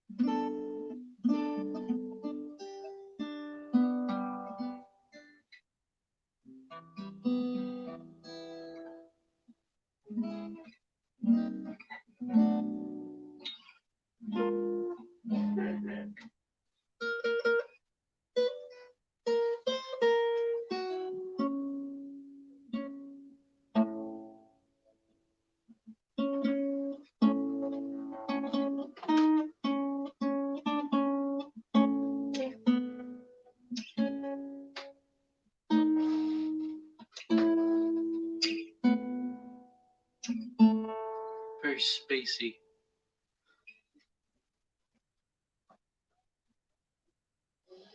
Revolved around the main character getting in the way of something, and something runs. Oh, it rhymes with grape. Oh, jeez. Ugh, that's rough. But you took the one that was on the bus that was playing, and you was that yours to break? Did you get in trouble for that? I'm concerned that you got in trouble for that. Like, oh, getting away with something. Oh, that sucks. Huh. Yeah, I mean, that goes to show, like the best type of actor that plays like an antagonist or an evil bad guy, evil demon, bad person, big baddie, and all that stuff. You know how you can tell they're doing a good job when you just hate them. When you just hate them, like that's how you can tell they're a good antagonist actor. Where you're just like, oh man, I just want to punch his lights out. Oh, VHS. Okay. Oh, on VHS. Okay. For some reason, I was thinking we were on like a tour bus or something. They popped in like Monsters Inc. or something that they normally do. You remember doing that on school field trips? Everybody popped in like Disney Pixar or something weird. Those were the days. Those were the days where you just had movie time during the in-flight entertainment. In-flight movie at an airport. Well, no, more of at the bus port. Would it be the land port? Would that technically be a land port? I don't know. I digress. Hopefully these guys. This one is looking pretty thin though. Like the light. It needs light. Even though I'm a being of darkness, I must bring the light to these babies, my children. Yes, eat the dirt.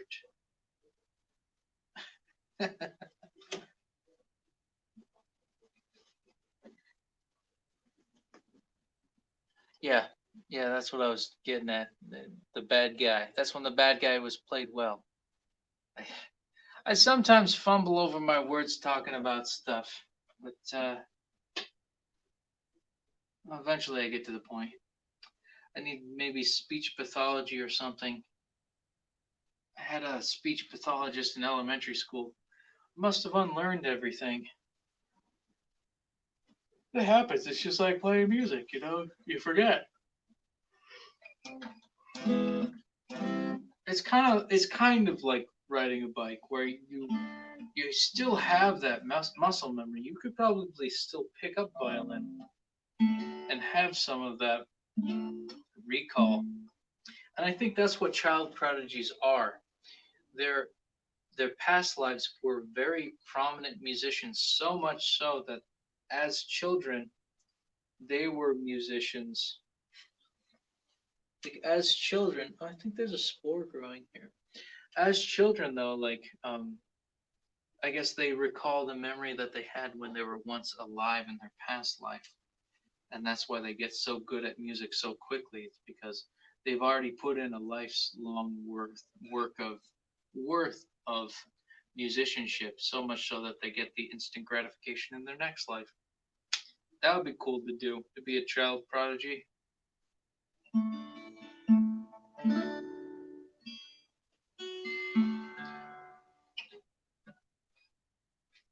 Who do you think you reincarnated from? I gotta conclude with this garden though. I think what I'm gonna do is I'm gonna add more light to my tomatoes. Maybe we can probably wrap this up, man. Oh, Ruby's here actually. You know what? Yeah, we'll keep going. How you doing, Ruby? How you been? Hey, yeah, I enjoy the theory. I think like this all the time. I always come up with ideas. Maybe if I eventually get crowdfunding going, I'm too lazy. Sometimes I'm too lazy. Sometimes I'm just like, yeah, let's do this. Like with this, I want to kind of dedicate, to you guys and just have a good conversation and, have an open panel discussion. And Discord, I'm kind of iffy on a little bit. Um, it'd be cool to have my legion, my army of the PDites, the PD army. But I don't want to be too full of myself. I just kind of want to do my thing. If you guys want to help me out, that's cool. And I definitely appreciate the help you've given me, Ruby, the constantly checking in on me. I am ever grateful of that. That's for sure. How was work? I'm growing tomatoes. Yeah, meet Alex. Him and I go way back. Also, same. Actually, I think we kind of all started talking to each other individually. Um, Me and Alex and me and Ruby have been talking to each other. Like we've been talking to each other. I just haven't introduced you guys yet. Um, very, very. I don't know how long you guys have been subscribed to me. It feels like a couple years at this point. Happy anniversary, you know. But it's good to connect you guys. That's for sure. Same old, same old. You still in the lumber industry? I think that's what we talked about last time. You're working with wood or something of that nature. Tomatoes, a plant, just like just like wood. That's a bad comparison. Tomatoes are tasty though. 2 years, 2 years. It's about at least 305.8 over two. That was a bad. That was also a bad play on words too. Yes, a sawmill. I remember getting some gifts from you in Washington. That's how I knew where you lived on Pokemon Go. That is. I think I sent something out to you a long time ago. You got that Ivysaur going on. That's pretty cool. I still have my Charmander as a. I know it's creepy. It's like I know you're in Washington. You know, I don't think I've asked this of you yet. Have you heard of ECETI Ranch? It's on it's not by Little Mountain. I think Little Mountain might be the name of the mountain, but it's in Little Mountain Road in Washington State. I don't know which county, but it's this weird UFO stuff that happens. Yeah, I know. I haven't seen any activity from you with Pokemon Go, which it's not a big deal, it's a hyper casual game that like really draws you in and it's addictive. And if you're busy all the time, I get it. Like I think, being unemployed from the pandemic has made me get into some kind of routine so I don't go on a rampage or anything. Wisconsin. Okay. I don't want to get too political, but there's been a lot of shady stuff, we'll say, going on in Wisconsin. I met somebody from Wisconsin, a couple that I think ended up ghosting me, and I think it's because I made a joke about cheese. I don't know why, because I'm an asshole. That's probably why.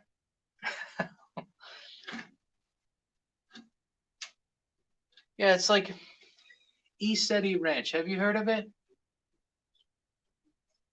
ECETI Ranch in Washington State with James Gilliand or something like that.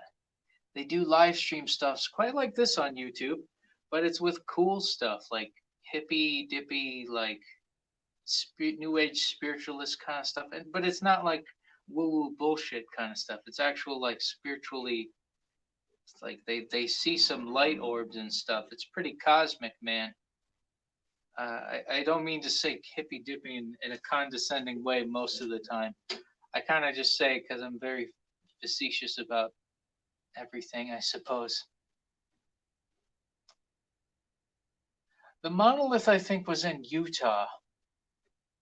and I think it was just planted there. I don't know who it was planted by, but it just they took it down, I heard something like that.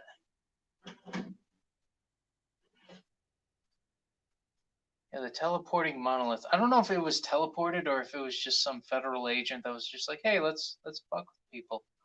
No, let's just put this here and then take it out. It's a ranch, not E-City Lake. It's a E-City Ranch. It's an acronym for something about extraterrestrials. You see light orbs and spacecrafts there. You need like infrared goggles or like night vision goggles in order to see, because some of them actually are invisible to the naked eye. So you would need something like a special goggles in order to see them. But there's like they come into the visible light spectrum. Like three of them come into the for an example, three of them are visibly shown. But when you put on like the infrared goggles, there's like five total. You know, because so some of them phase shift into our visible light spectrum, but some of them don't. I don't know why that is, but that's just how it is. What doesn't sound familiar? E-City Rancher, the excuse me, the monolith. Oh no, bunny hunting. Oh, cool. Gonna have a bunny named after my little rabbits. Yeah, Alex is bunny hunting for. Make sure you get a golden brown rabbit and a white and brown one. It's a little bit bigger than the golden brown one. If you can get specifically that in Minecraft, I've never played Minecraft, but if you could get like as close to Bambi or Queen Kalulu, the Bun of Hope, that would be cool. Yeah, E-City Ranch. Look it up. Actually, you could look it up on YouTube. Um, East, you actually got the spelling right. E-City Ranch. Yeah, that's the acronym. Um, if they haven't been banned on YouTube yet, they're worth checking out because there are sometimes when they get throttled, their live stream gets tampered with. You know, I I don't know why. Uh, I don't exactly know why, but that's been happening a lot on the internet, and that's just how the fabric of everything's been going. Rabbit stew. Yeah, I've never had rabbit stew out of respect for my baby bunnies, but they are. I imagine it's not a lot of meat. I heard somewhere that it's not a lot. Like you have to make it into a stew in order to get the full um, nutrients, flavor, all that good stuff. It's not a lot of nutrients, so it's like why would you kill a bunny? Unless if you absolutely had to. If you absolutely have to, that's another thing. It's a religious thing. I'm I should form a religion to protect bunnies. Just I'm looking for my tiny green monsters pack. Gotta put my guitar down. It's give me a bit of a backache. Oof. Okay. Whoop, it just came off. Rabbit stew. Wabbit season. If I was surviving in the wilderness, I might have to eat rabbit, and it's like that makes me upset. Hopefully, we don't end up in that type of post-apocalyptic situation that we have to fend for ourselves. I like my kale. Well, if we were in that post-apocalyptic situation, then here we are with tomatoes of the nightshade family. Not a lot of protein though. Tomato does have some amino acids. I don't know if they're a full spectrum protein. Um, I'm not exactly sure, but I know I still have buckets of seitan left. vital wheat gluten. If you have a gluten allergy or have hypothyroidism or hyperthyroidism, I don't recommend having gluten. But if you need a protein alternative that's quick, easy, efficient, and easy to store in dry foods, very much like making bread, except the loaf that you make that is seitan, it's all the protein from bread, which is a full protein, and it's great if you don't have an allergic reaction to it because it's literally like dehydrated eggs, except dehydrated eggs taste like shit. If you ever go to a bed and breakfast hotel and have dehydrated eggs, they suck. They need it. They need ketchup. But if you do seitan and if you make it right, which I have a good recipe for making seitan, um, it's really good. It tastes very similar to chicken if you know what you're doing. Um, Yakima, Yakima, Washington. Okay. So how's the this might be a touchy subject, but I gotta. Oh, how you doing, Penguin? I, I gotta ask you though, Ruby. What's the what's your opinion on the protests that have been going on in Seattle, like over the summer? I forget the name of it. Chop or Chaz? Like, I want to get your a local's opinion on the matter. See, I'm not the only one who thinks that dehydrated eggs taste like crap. You got a mixed opinion on it? Yeah, if I were to make a rabbit-based religion, it would be like the Hair Club for Men from that one South Park episode where they believe that uh, the Pope was a rabbit. Saint Peter was a rabbit, the first apostle, the foundation of. It's just I just love the lore of it because it's Peter, Saint Peter, but it's also Peter Rabbit. He was the first pope of the Catholic Church, and it's also Catholicism, which I have a background in. I'm not a confirmed Catholic, but I was born into it, and it's fun to make fun of other religions, that's for sure. Are you talking about Chop being a clown reserve? I'm glad it's not as bad as it seems, but I did hear something about two kids getting mowed down by 10 minutes worth of gunfire in an SUV. They like jacked an SUV. They got gunned down. It was like a 14-year-old and a 16-year-old that just died. They just got killed. And it's just like, geez, man, if only like there was like a means to protecting and serving these kids before they do something drastic and crazy. If only there was like something that we could pay and crowdfund in order to allow for preventative action towards doing hurting ourselves and hurting others basically in a society. If only we had something like that. I wonder what we could implement, but I'll leave it at that. Yeah, it's a big oof. It is a big oof. I wonder what we would call it too.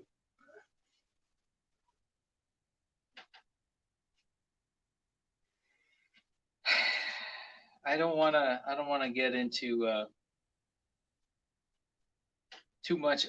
I say this every time, but then I get into a rabbit hole. Rabbit hole. See, there we go. Bunnies. I get into a rabbit hole of political paradigms and pitfalls, I suppose. It's not against specifically police brutality. It's only a segment of it, and I think that's what's perverse about um, the movement itself. Not just the movement, the organization. And I had this argument with this one kid about, oh, it's not just because the organization founders say that they're trained Marxists doesn't mean that it equates to the movement itself, which is against police brutality. But it's like, yeah, but on the website they talk about um, getting rid of things like the nuclear family and private property, and it's like being, and that's and also a bunch of strict authoritarian draconic type of interventions that not a lot of average people like you or me would agree with. It's like, yeah, police brutality is bad. Like, take it from like a guy who used to be in a punk rock band. You know, I mean, I had a friend. I think he's living in. I don't know if he's living in.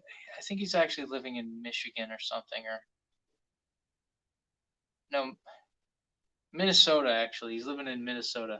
Doesn't matter. But he's thought like he wore a dead cop shirt, and it's like, I understand the hatred towards cops.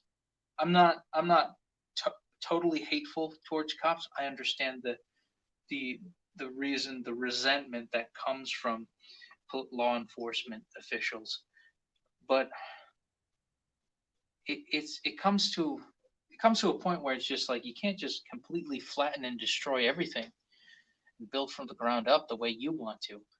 That's just not how societies work. Especially a society that doesn't have a safety net.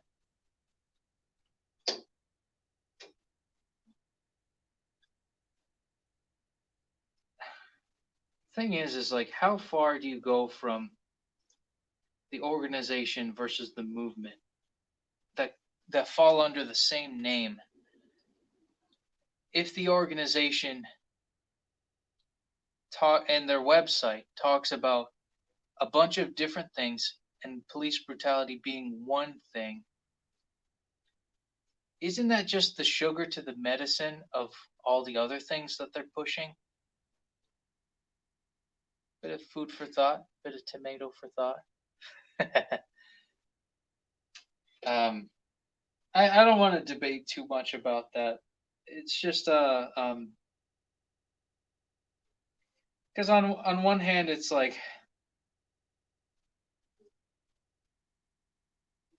yeah, I don't know, like Seattle is its own breed. Is that kind of like how New York City isn't the rest of the state of New York, or like how Los Angeles isn't exactly, or just even South Southern California. For some reason, saying South California is wrong. Southern California is different from the whole country compared to North California. Like, there might be a time where we should just make different city states be their own electoral college if we're going to retrace the districts. Because I think Nebraska does that. They have their own city state when it comes to the electoral college process.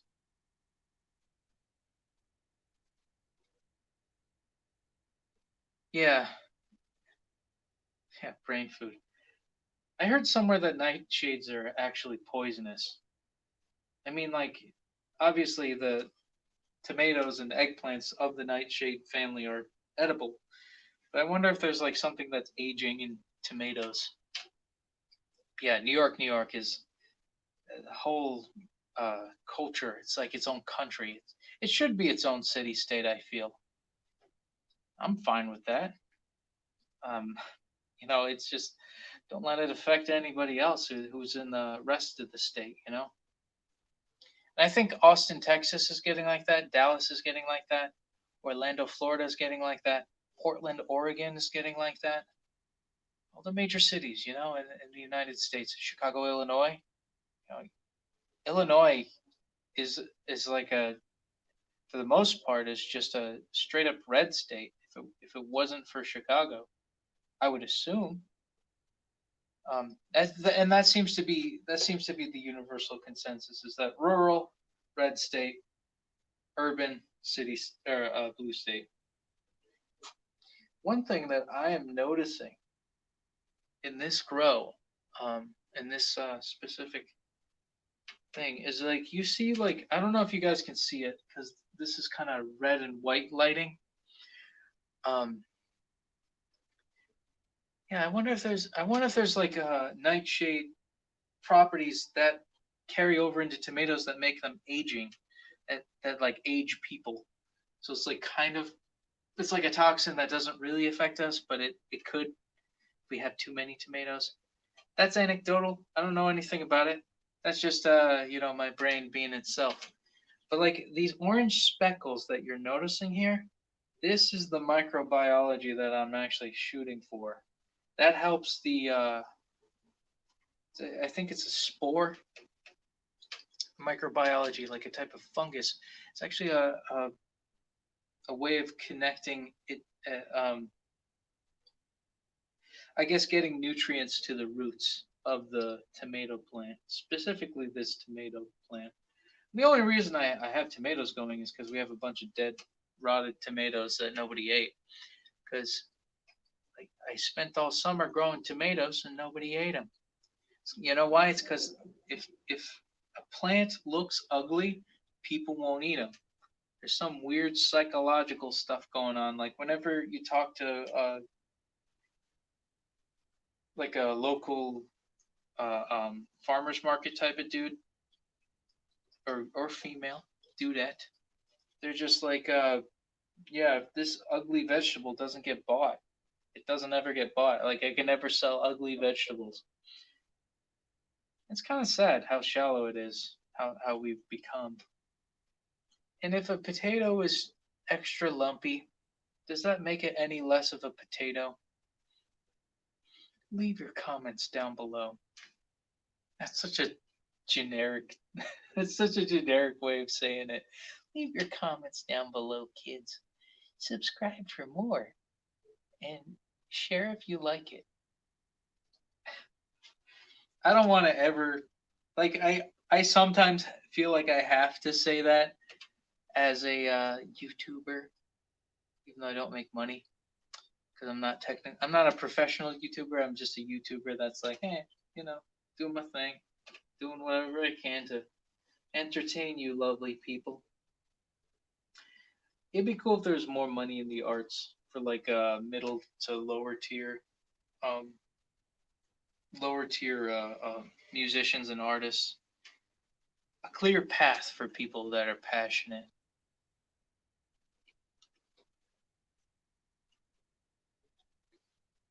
Solanine in it.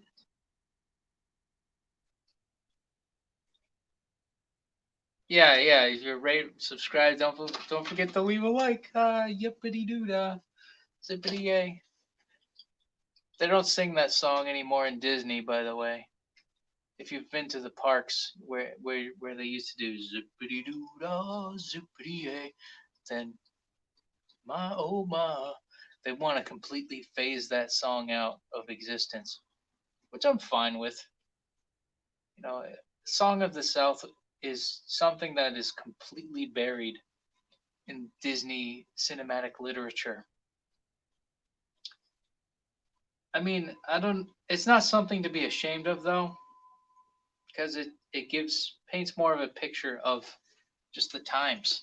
I think if you're going from a historical context, it's understandable. I actually have a bootleg copy of Song of the South. And also, if I get copyright claimed for singing Zippity Doo Dah, that means it's canon now, isn't it? I'm a Disney character now. I get to have Sora come in and help me grow tomatoes. Sora coming into my world. I'm basically Winnie the Pooh, or I'm like Rabbit from Winnie the Pooh, I'm a part of this stupid mini game that you have to do, and if you want to get the true secret ending at the end,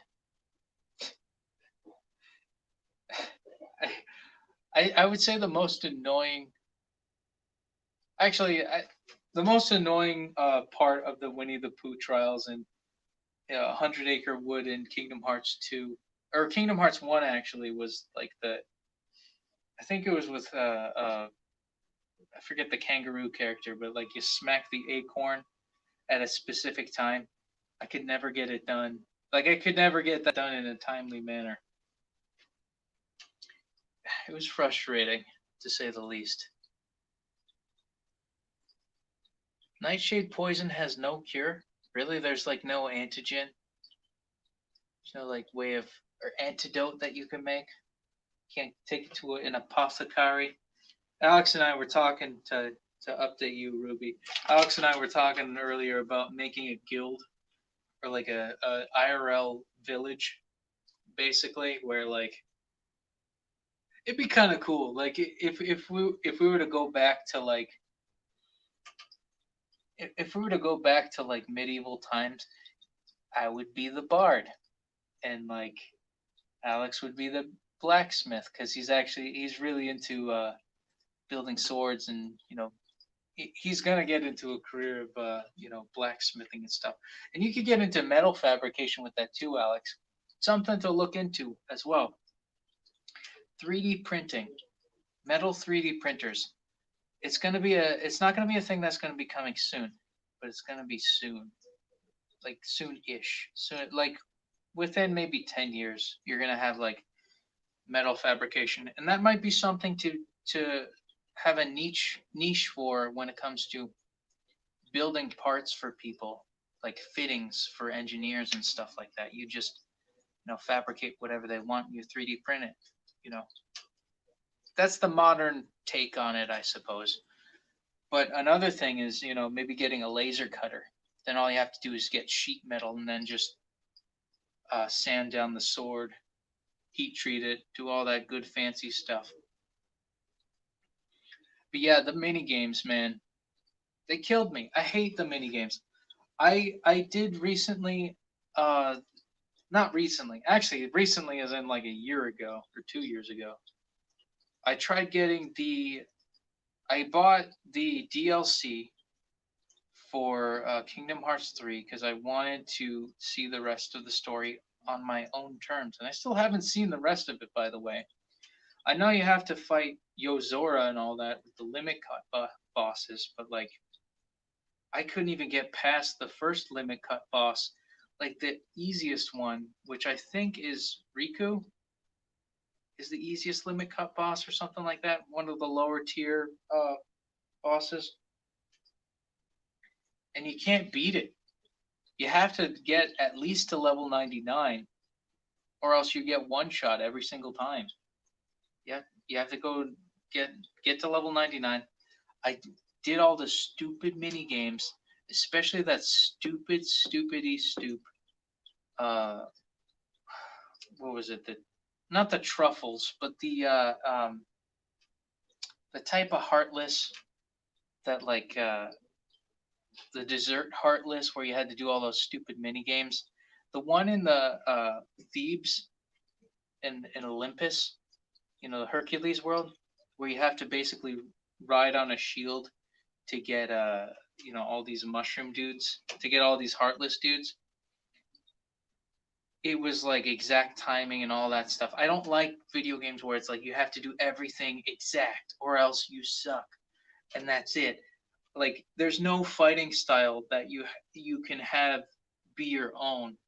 There's no uniqueness in your play style that like you have to really conform to the exact button mashing to in order to get forward. And I think that's what the limit cut bosses have been.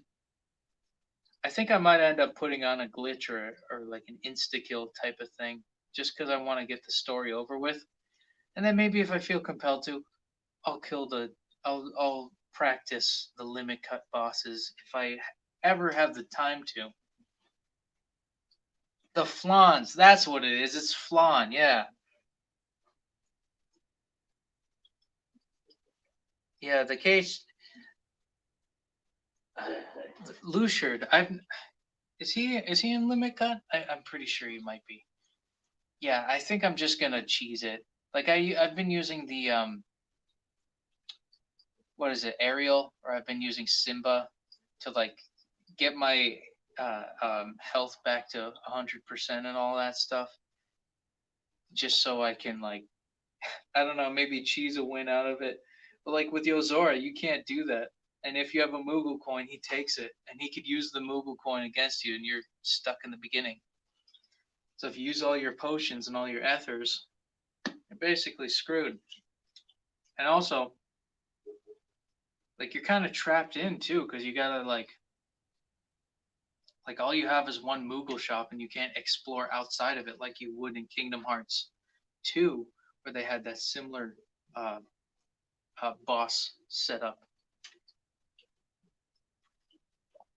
Also, I'll see you later. I'll see you later, Alex. I didn't see the notification. Hopefully, the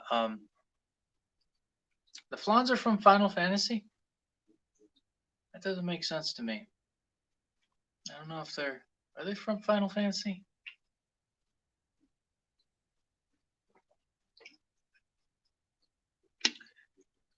You fight them with the time cards, and then if you run out, you have to restart. I remember in Kingdom Hearts 2 that was easy as hell to do. But I think, I don't know. It would have been nice to have like some sort of like if you're level 99, it's not as hard. It's still beatable. It's still very challenging. But like so many people like complained about the level, like the challenge of it. It's like, Jesus Christ. It's like you go from like barely getting to level 40 in proud mode and just clearing the game so easily to like just impossible, like exact button mashing of boss battles. I don't know. I kind of like the level to be, I don't know, I guess knocked back a little bit. It's the reason why I didn't beat any of the other side bosses. Like, what's his name? What's the name?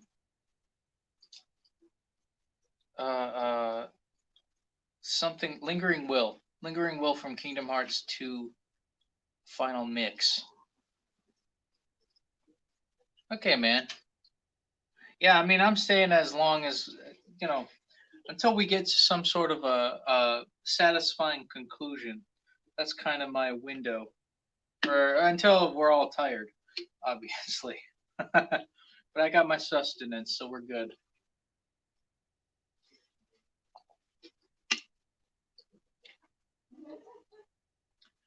There's actually a Cactuar reference in the Toy Story world in Kingdom Hearts 3, which I thought was pretty tasteful.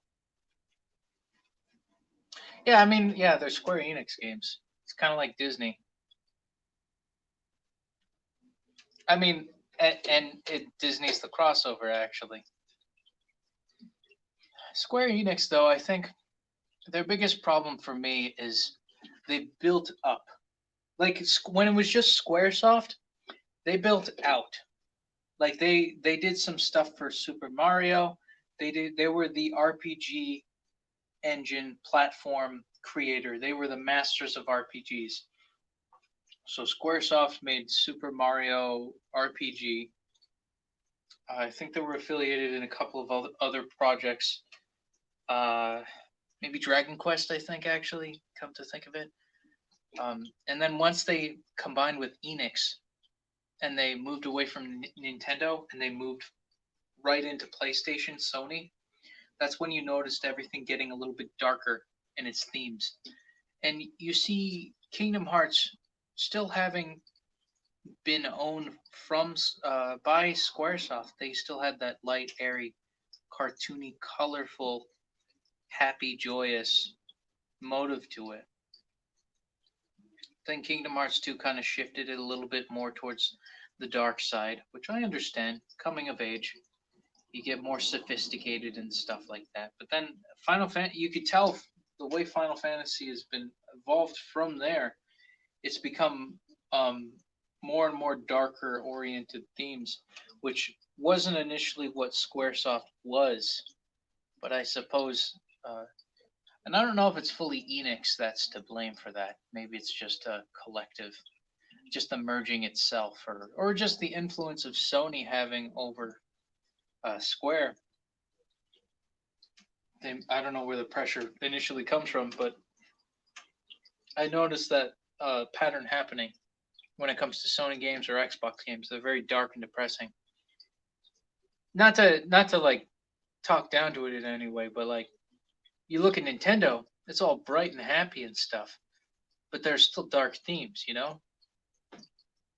I just wish that there was more balance with Sony and Xbox, like PlayStation and Xbox, like there is with the Nintendo Switch. Like if Banjo Kazooie was like the poster child of Xbox, that would be cool. I would buy an Xbox just for Banjo Kazooie because they're owned by Microsoft now, unfortunately, or Rareware, that is. But I've never played. Oh, Sephiroth at what is it? Level 75. I actually don't know what level I beat Sephiroth at, but that seems about right. 75 doesn't seem like a bad level to beat him at. Yeah. Sephiroth, I actually beat Sephiroth within a reasonable level in Kingdom Hearts 1. And it's sad to not see Sephiroth in Kingdom Hearts 3. I feel like that was something that they kind of left out. Maybe it's because they're sick of the Sephiroth being a major boss and stuff like that. Or maybe they wanted to make the game less about Final Fantasy and more about Kingdom Hearts. You know, they initially wanted to make Mickey be the main character. They wanted Mickey, Donald, and Goofy. That's why Mickey wields a Keyblade at the end of Kingdom Hearts 1. And the what is it? Hollow Bastion, and you know, is more of like the Square Enix world of all the Final Fantasy characters. Yeah, it takes a lot of determination to get through that.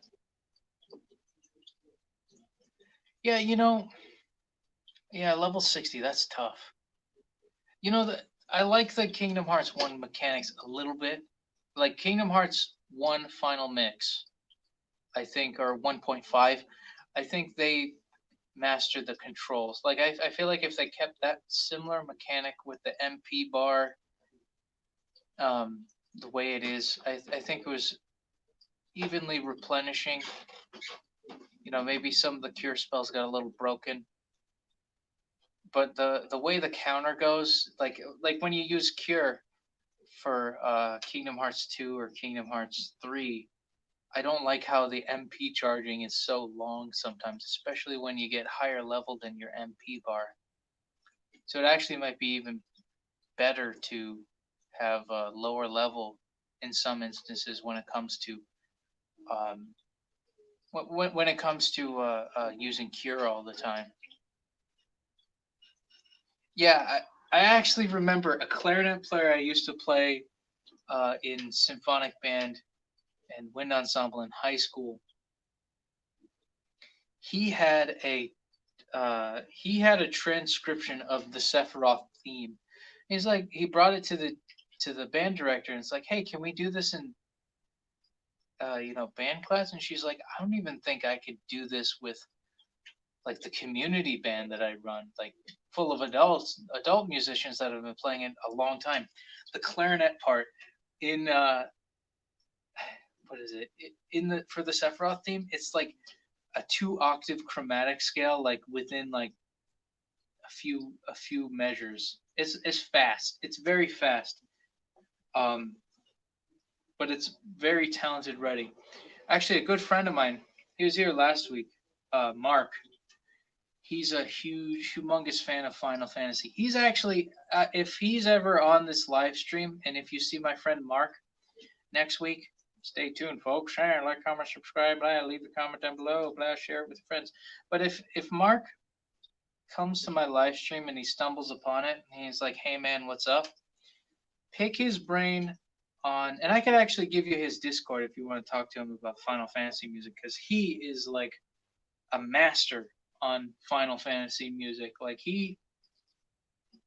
I don't know what, like he like that's all he had on his iPod was just from this one composer, the guy who wrote the music from Final Fantasy, I think 7 through 9, which were the best in by popular opinion. Very good compositions, um, musically for everything, you know.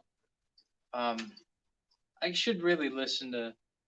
I really want to get like more of a deep dive into um, the other Final Fantasies and maybe just gameplay too. You know, to really absorb the goodness of the Final Fantasy. I remember doing like I remember like this one recorder player did like recorder and guitar player did the Chocobo theme, and it's like 2 chords. It's not actually that hard.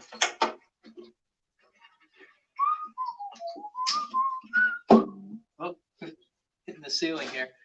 It's like la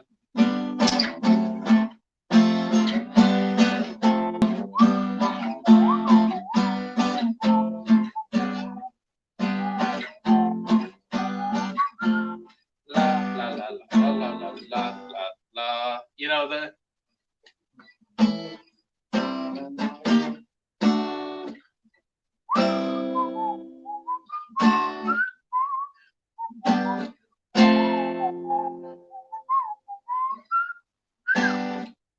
something like that.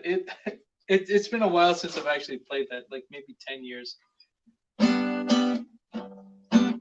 There's actually this one YouTube, uh, this one YouTube, like back when YouTube was like old and new, like old and fresh, old and fresh.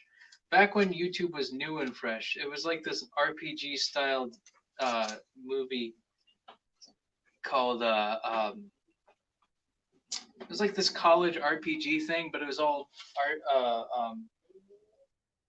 It's all based on Final Fantasy, and it was just people like doing an independent film, like, and you see like all the characters just like, you know, just like regular people standing out in an open field, just going like this, you know, like the still animation of Final Fantasy. It's like I would have always wanted to do a film like that.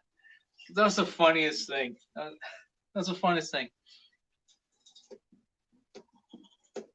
Yeah, I'll give you his Discord. I gotta ask permission with him, but he's a definite wizard when it comes to Final Fantasy soundtrack and everything. So much so that he made his own RPG platform.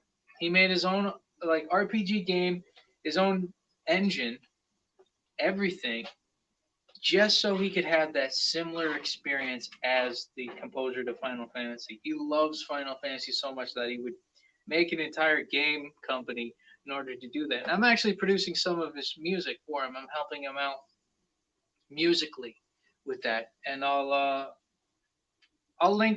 tell you I'll send you a Discord link to the trailer. Um, definitely a game that's gonna it's a game on that's gonna be on Steam. It's gonna be released season by season. I think about 12 chapters each along those lines. But if you guys are a huge fan of RPGs, this game is definitely, if you want to hear my work and you want to support my work and also my friend, you know, definitely a game to try, share. You know, this is where I would say like, comment, subscribe, share with all your friends because this needs a grassroots type of push. He's gonna try and get a publisher. He's gonna try and go corporate. But if it doesn't work, he's gonna have to self-publish, and we're gonna have to do a grassroots, which I am still faithful of. Grassroots. We're gonna make this channel get to at least 1,000 subscribers, and if I'm talking to like 5 of you guys at most, then that's perfectly fine. Five people that I get to talk to every week. Maybe I could get to crowdfunding eventually to keep this whole art endeavor going forward. That'll be fine too. If not, you know, I'll find some way to keep it going. But I'm never giving up. I, I I'll promise that here. I'm never giving up. Especially with this guitar thing, because it's like It's like la la la la la la la la la la la la la la la la.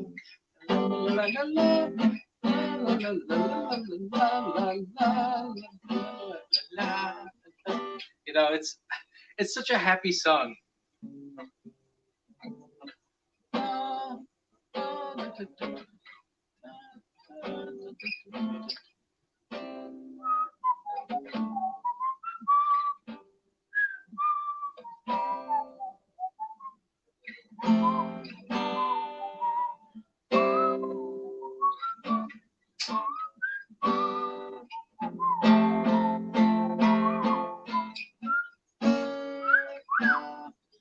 Something like that. I don't know. I gotta look it up, but it's a very old YouTube video where it's a recorder and guitar player playing the Chocobo theme. And I remember when I was a lot younger, I really wanted to be a musician on YouTube, but I never had the balls to do it. I started something on an older YouTube channel, but I forgot the password. But you know, if I just kept with it, well, I'm keeping with it now. But I just need to keep with it as long as I can.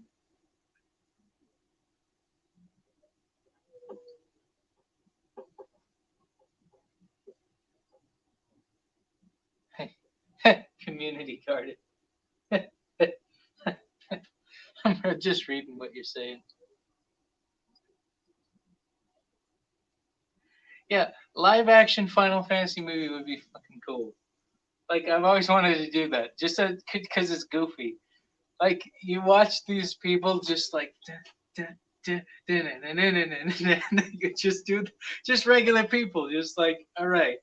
There's actually this one final. There's this one video where it's um, the guy's finishing move is actually the hand signs from Naruto to the Reaper Death Seal. It's very clutch old YouTube, which I hope I could find, and I'll send you a link, Alex. But yes, community garden. I hear you have things of that nature in Washington State, Ruby. How is your community garden going over there in Seattle? How's that working out for you? Did you feed the masses? I'm gonna stop. I'm gonna stop with that before I get banned. Because it's supposed to be the summer of love, right? It's supposed to love each other, right? Even though 2 kids ended up dying. Hey, whatever. Yeah, a couple casualties in the name of love. Sometimes you gotta kill people in the name of love. God, that's so bad. I can't even talk with a straight face with that.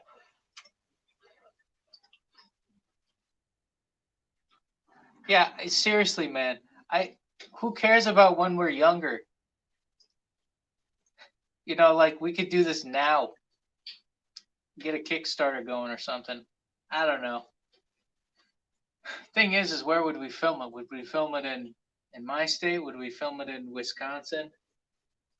Wisconsin. It's cold in Wisconsin, I hear. Um, actually, it's cold in Washington State too.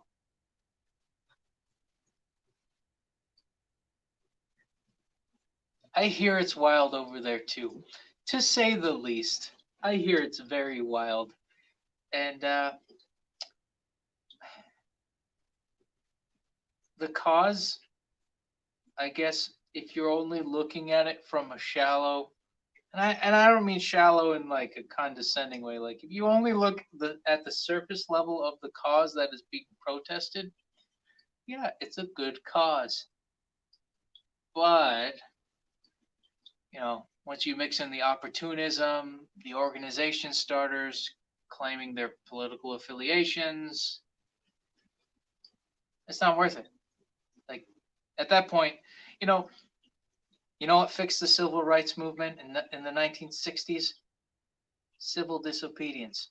You know what got the British out of India? Civil disobedience. You know what's not going to fix anything? Mindless violence and chaos on the streets. And just complete, that's basically just warmonger concrete type of stuff. doesn't work. It works for a short period of time to get, I guess, a temporary fix, but it's not a way of getting us peaceably and respectfully moving forward, which is the only way to move forward. Because if you take things by force, then that's more authoritative. But yeah, it's pretty wild, man. Yeah, I get you, man. I do the dishes a lot. Honestly, I don't know if I still have to empty the dishwasher, but I've been neglecting it because I don't know if I think I did mention it to you, Alex, but my sister's been dealing with a lot of jaw pains. She has TMJ, and it's like she's in so much pain, and I stayed up till like 4, just rubbing Biofreeze into her face just so the pain would go away. I made her food. I didn't get to washing the dishes last night, to say the least. And I had a late start with my day. And actually, I was just at the UPS store sending back a package for my sister from Amazon.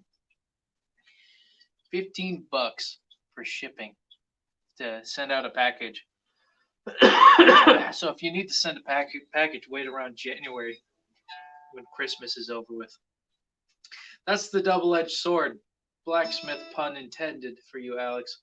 When it comes to celebrating Christmas, yeah, Christmas is great and all, but everything costs us so much more when it comes to shipping. It's nuts, man. My sister actually doesn't like Christmas because she doesn't like happiness and wintry nights. Oh man, I'm breathing in the dust. It's dusty. It's like the Dust Bowl. I did like hours and hours of sweeping down here. There's a lot of clay sediments that come from here. The type of soil we have around here is clay, mostly clay. I probably could make pottery if I dug enough in the backyard and I got enough clay. I'm preparing for the apocalypse. I could sell pottery. Yeah, Christmas isn't for everyone, that's for sure. Oh my god. You still haven't watched half. It's been like, God, it's almost been a week. That's 6 days. How many people did you have over? Or was it by your lonesome? I should have live streamed something for Thanksgiving. But I did have a family gathering, so a small family gathering, just so you know. We had like one person over.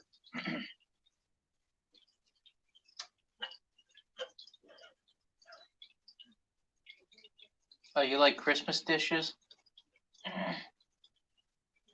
I think we have a lot of Christmas mugs. We have a lot of mugs. Not a lot of dishes. I think for me it's annoying to just move decorations up and down the attic. That's the that's the reason why I wouldn't want to celebrate any holidays anymore. Is because I'm just lazy moving stuff, you know? It's okay, my brain's pretty dead too.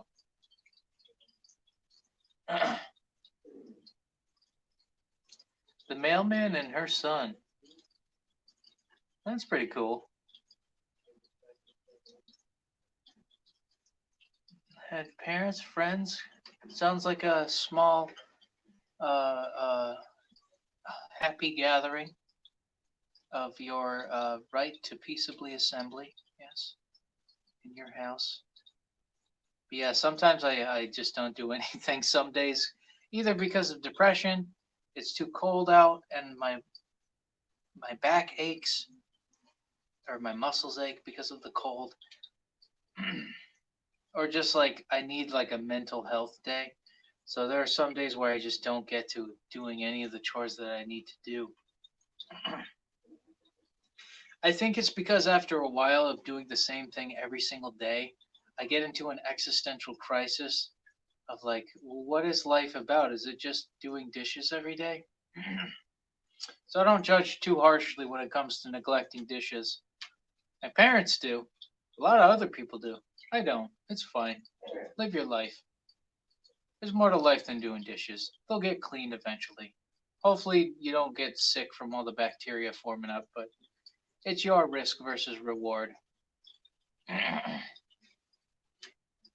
You're still here. I'm glad. Hey, don't get your phone wet if you're typing on your phone. You know, hopefully it's waterproof, but take your time, man. I'm still here. Had your parents, friends, the mailman, and your sisters. That's pretty cool. Well, I was just, my mom, dad, sister, and another friend of ours came over. A good guy. Um, really nice.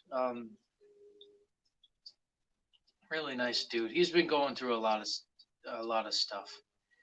I think ever since the pandemic hit, a lot of weird shifts have happened. This one this one guy that's living with us is his parents kicked him out of his house and they broke his shoulder. Another The other guy that stayed over for Thanksgiving at our house, he had a his fiance broke up with him because she wanted to experience life more, and he still left the door open for her even if she would never come back. It's like, man, that is just giving too much to this bitch. Like just like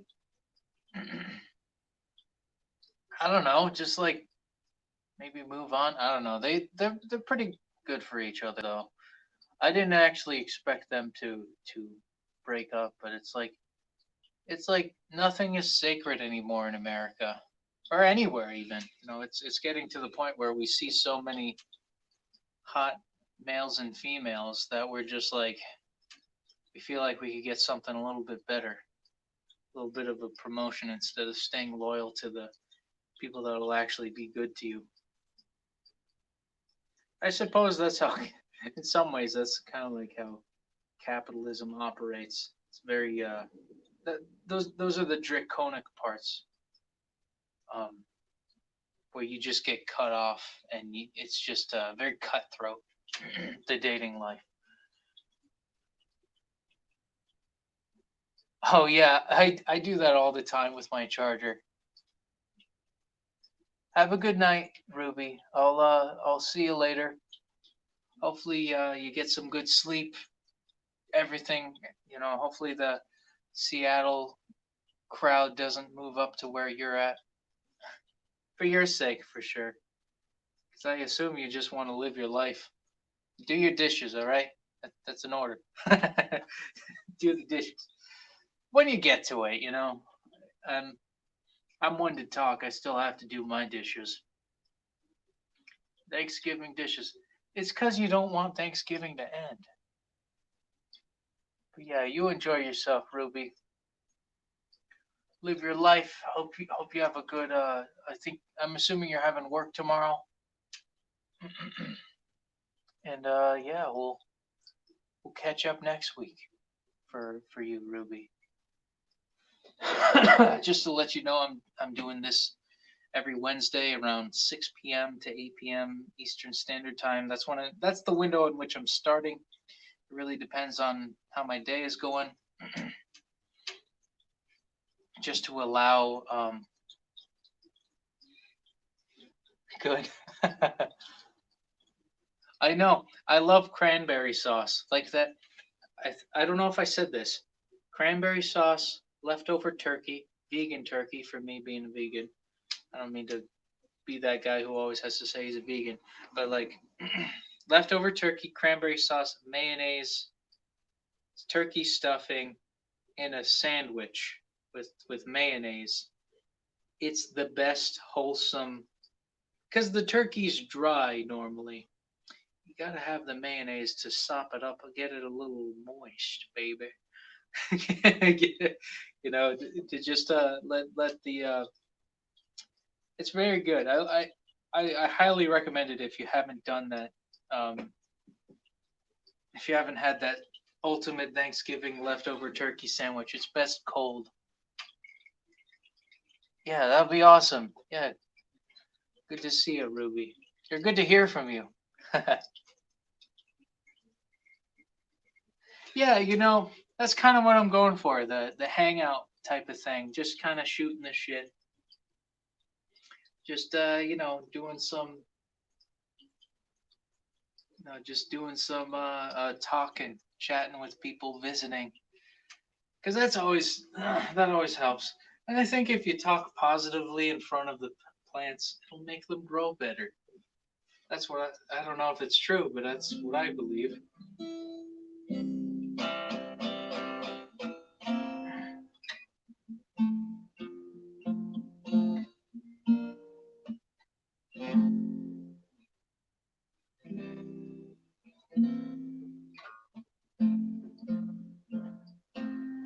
Oh, isn't that like,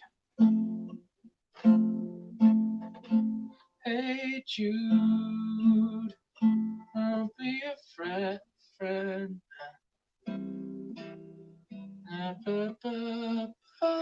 I can't hit that high note because I got a cold. I forget the words to that. But I remember learning that because I had a hippie friend in high school that I was trying to woo. Me, a simp, I guess. Trying to learn a song for some chick. Now, music for me has evolved to something completely different where it's just to make me happy and nobody else. I mean, and hopefully, that's something that one of my favorite bands do. Like NoFX is a punk band. If you've listened to NoFX, but like I remember in an interview, Fat Mike talks about how, like, as long as you're having fun on stage, who cares about anybody else watching?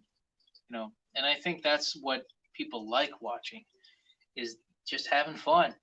And I think, as long as I have fun, as long as other people will too. I've heard of Fallout. I've heard of Fallout. I haven't played it though. Speaking of post-apocalyptic, I guess there's a lot of dark. There's too much dark themes in a lot of American video gaming, where it's zombie survival, things of that nature. Ooh, there's a wormy popping up. I have summoned the wormy with my beetle singing.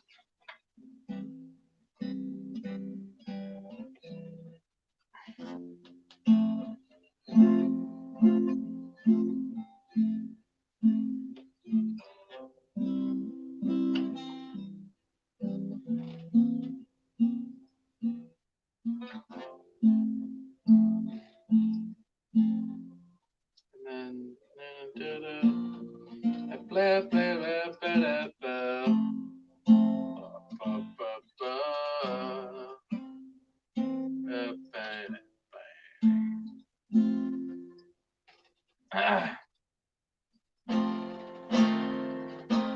Something else.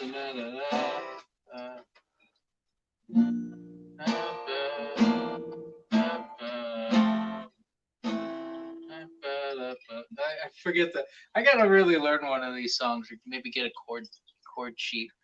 Next time, I'm gonna find something a bit more organized with my guitar playing. I'll get like a binder full of some cool tunes. And I'll get. Hopefully, my voice will be a little bit better. Maybe I should actually practice this stuff. Live streaming, practicing. Actually, that could be the weekly live stream, or I could do like a daily live stream. That'll be the direction I move in on YouTube. Or I take a day off. That would be kind of cool. 6 6 p.m. to like 9 p.m. live stream every day. That'd be crazy. 3 hours a day. That's a definitely quick way to get really good at music is by live streaming it. How does I'm a wormy charmer. Yes, my wormies.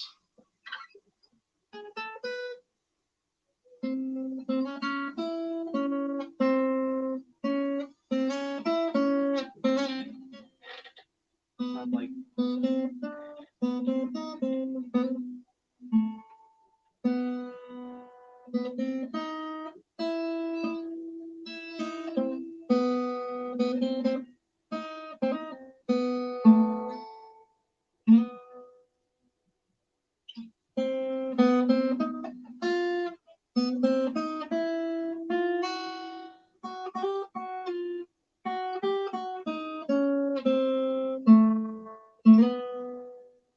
something like that.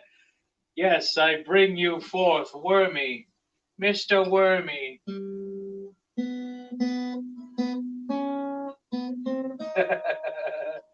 Wormy, come out and play.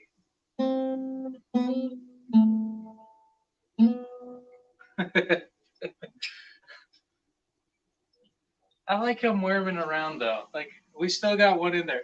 I think there's still the dead one that I forgot about. You're like, yeah, you should definitely pick it up, and I just don't know how to. Here, actually, let me get the dead wormy. I should actually be tending to the garden more than anything else. Okay, I should really get a guitar stand down here so I could just leave this. Oh, I forgot to tell you. My sister's doing well. Well, she's doing a little better. She could talk, but not much. She talks very sparingly now. I know. I think one of them I think what ended up happening was actually I don't know if I could show, but under here, oh crap. Oh jeez. This might fall forward. So I'm gonna have to hold it. But down here there's a spout. There's like a spot where the water, so I have a pump pumping up water to here, and I have a water line that then drains out down here.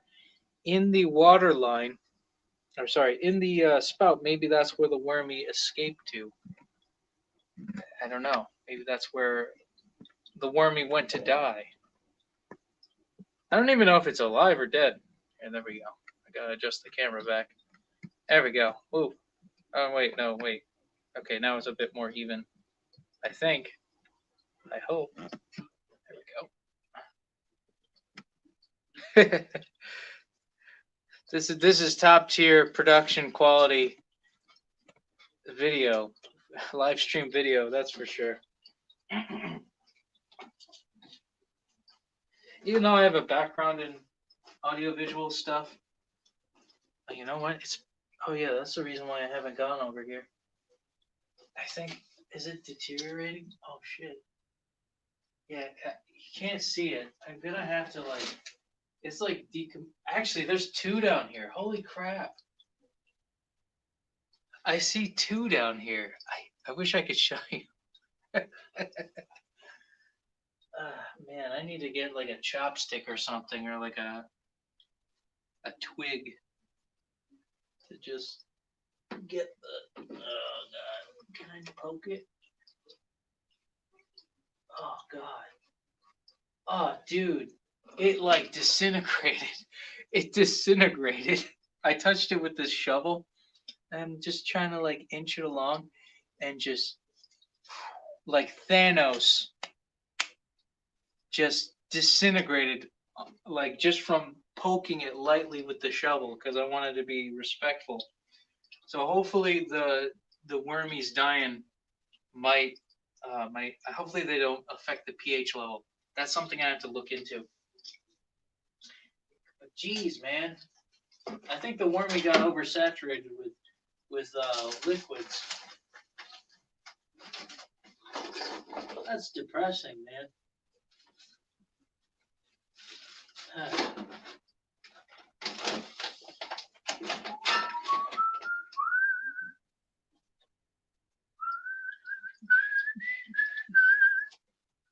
top notch, man. I feel bad for the wormy. The two wormies. We gotta have a wormy funeral. That makes me think. Is there a worm Pokemon?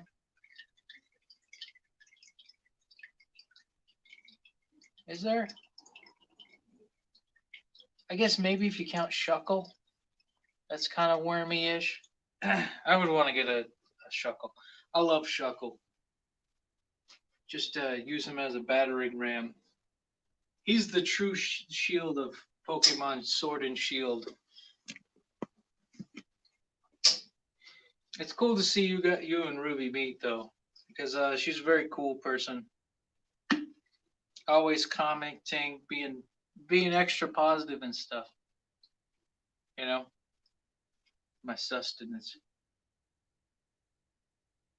If I could get a sponsorship from this protein powder company, I would mention what protein powder company it was. But alas, nobody wants to sponsor me. I would be totally into the whole commercialism thing if I had to.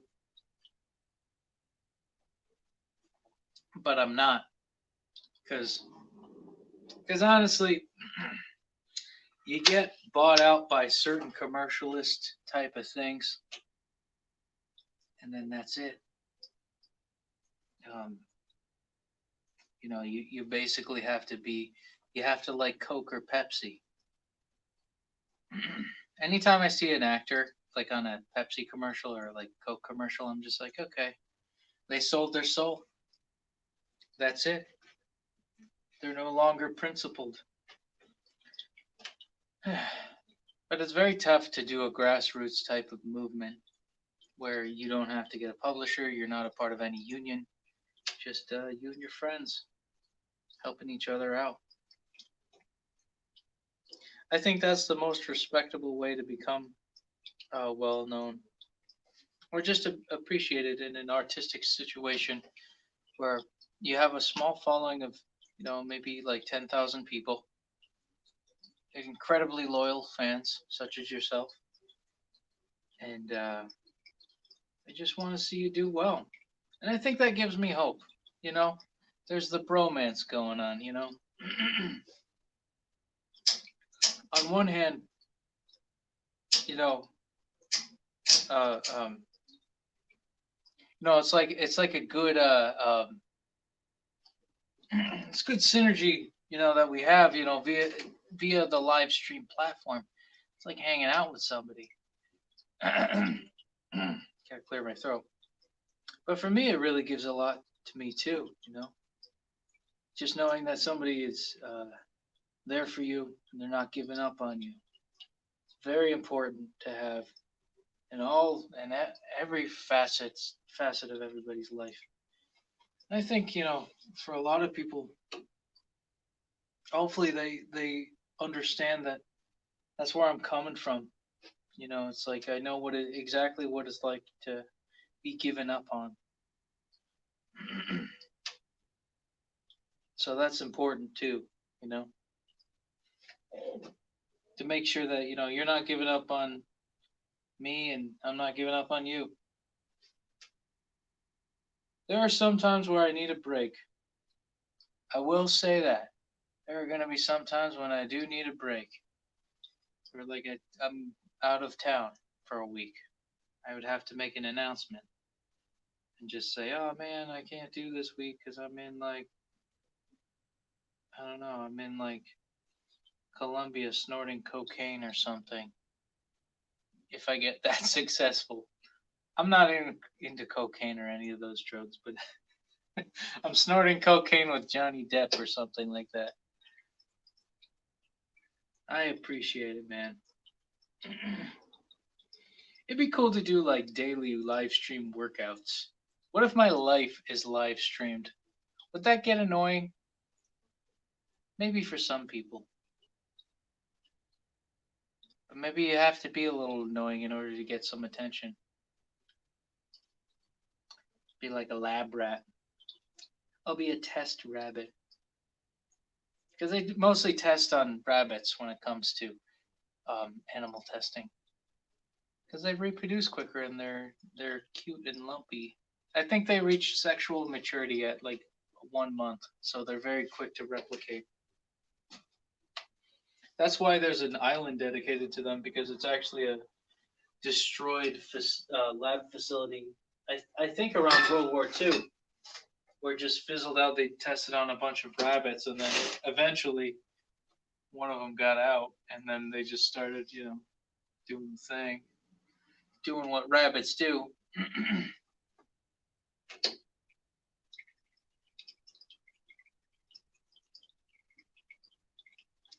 You like to think you're the genie from Aladdin, wouldn't mind watching your daily life. That'd be kind of cool. I do look up to Robin Williams. I have a like when he died in 2015, I was actually very devastated to learn that he killed himself. It's now more than 5 years ago. That was devastating to hear that the genie killed himself, or Robin Williams did what he did. And it's like such a high energy, high positivity dude that someone that anybody wants to hang out with or be like. Just like he had like these like nodes that built up in his brain that solidified, and it caused him to get these manic. I guess these manic depression forms of just extreme highs and lows, where he got very high in his emotional output, and then very you could see him even with his stand up. You could see him deflate very quickly, but he's able to mask it. Like if you look at older videos, and I feel like that's what happened to Jim Carrey, or it was gonna happen to Jim Carrey because he's very eccentric in that, very hyperactive and eccentric in that sense. And I'm glad to see that Jim Carrey's found an avenue of I guess finding art and painting as a way to keep himself fulfilled in life, because that's tough. Yo, seriously, Robin Williams, the way he talked, it was like he was your friend, and I live by that all the time. You gotta, unless if they're an asshole to you, then you just gotta distance yourself. But for the most part, if you talk to everybody like they're your friend, eventually everybody might be, and it can't be this fake nice type of customer service voice of talking to people. You really want to be your best self and present your best self in front of people, and to really you know treat everybody like they're a person that deserves being heard. That's for sure. One thing I am worried about, though, one thing I am very worried about is if I get like up to 100,000 subscribers, I'm gonna have tons of these commenters and like moving at like lightning fast speed, and I'm worried about like missing the original supporters um, chats, and like basically I would have to put it to super chats, which would cost money, and it's like I don't know if I would want to put that on people. Like I'm feeling guilt, towards something that like would help my life a bit more.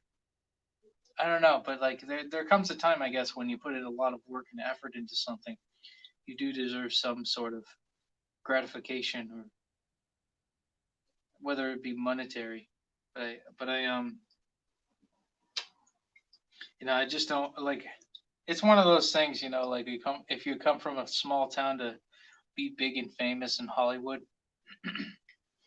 the biggest like trope is like, oh, don't forget about us from our little town. And that's kind of what my subscriber count is. It's like a small little town, like 291 people. But the people who mostly tune in are, people like you and Ruby, and Edwin Penguin. I've been seeing commenting. I think the guy that there's another YouTube channel, Big Smoke. I think he was a commenter. I think he changed his name though. I forget who he is. Yeah, some YouTube channels change their name, and it's a bit jarring when I get it from the comment section. But hopefully, I don't have too many fans to the point where I forget about like the original fans. You know what I'm saying? I think I'll figure it out. I gotta figure it out. Like there's got to be a channel where I think if I were to do a Discord channel, I would do something like original fans, so I could still go back to my roots, and I could like I would have like a chat server. I might have multiple servers where it's the PD chat server of like original fans and supporters. I'm trying to say it as respectful as possible because it is a sensitive topic, you know. And I don't think I'm gonna abandon you because I know what it's like to be abandoned. Being ghosted all the time, it sucks, especially with online dating. But I'm thinking if I were to do Discord, I would start with um, the PDOG fans, and it would just be all the people that had faith in me. Firstly, and I think I would cap it off at 100 people in the server, or maybe 1,000 people. I'm not exactly sure. Um, I'd have to think about the logistics behind that, but that's something to definitely consider. I would say, yeah, it's tough out there, especially when talking to girls.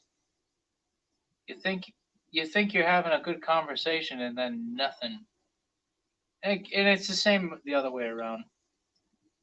Girls try to talk to some guys, and like they think it's going well, and it's like they find somebody better. I guess. Guess I'm chopped liver. I don't want anybody to feel like chopped liver around here. So I always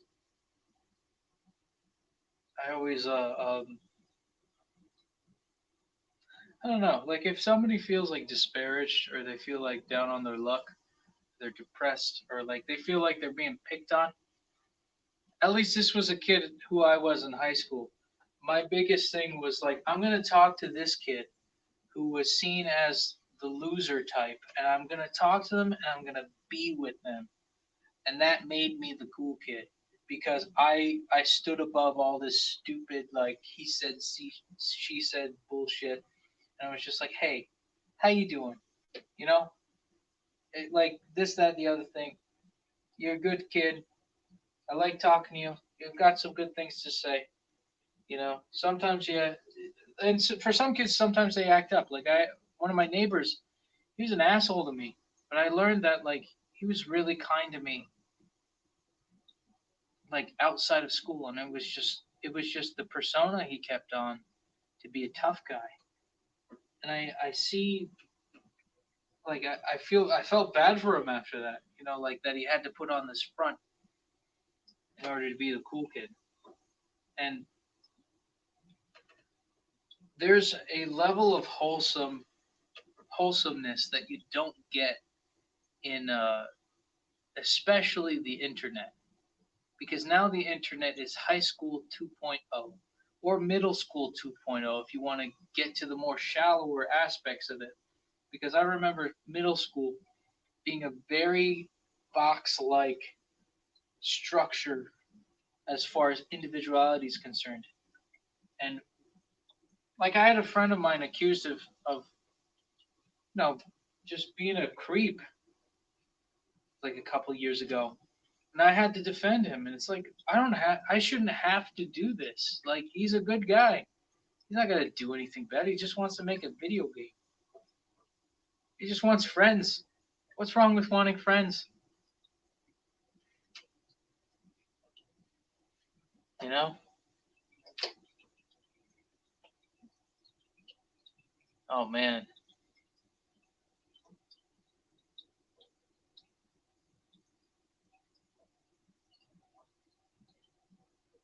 Oh, like you're saying that she didn't really care.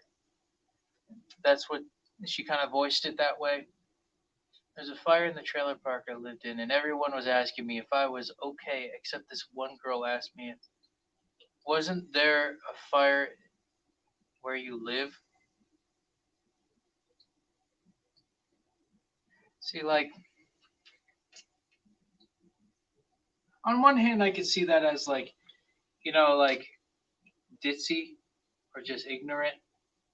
Maybe she was, like, trying to get all the information out there. Or she just doesn't care about, like, you being in the fire. She just cares about there being a fire.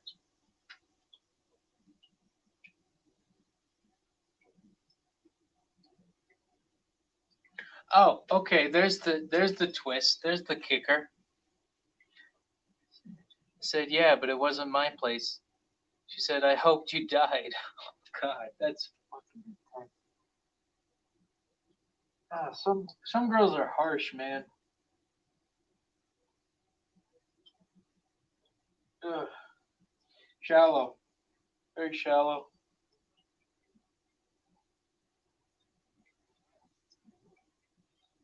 It's one thing if you joke about it. It's another thing if like you're actually serious. And that, from the way you worded how she said it, I'm pretty sure she was serious. There are a lot of girls out there that like will key your car, slash your tires, put a pet in the family stew just to spite you. You don't see guys doing that. I don't mean to be that way, but like I've never seen anybody be that like hateful or spiteful in that instance. Yeah, I wouldn't put it past her honestly. There's a lot of spiteful people out there. It sucks. I honestly wish that I wasn't so blindsided by all the evil people out there. I have no business like participating with people like that either. So the best thing to do is to just boycott whoever you can. And I think the internet gives you that justice to do so. There's a lot of bad, evil people out there, and honestly, I'm happy with my plants. I have a lot more to talk about with my plants and my lovely live stream and my viewers. I'm getting tired. I'm getting tired. I've been entertaining. Feels like I'm having you over for dinner and we're discussing. It's taken me months to prepare the meal. We're having tomatoes tonight, by the way. It'll be ready in a couple of months with enough LED lighting. Jeez.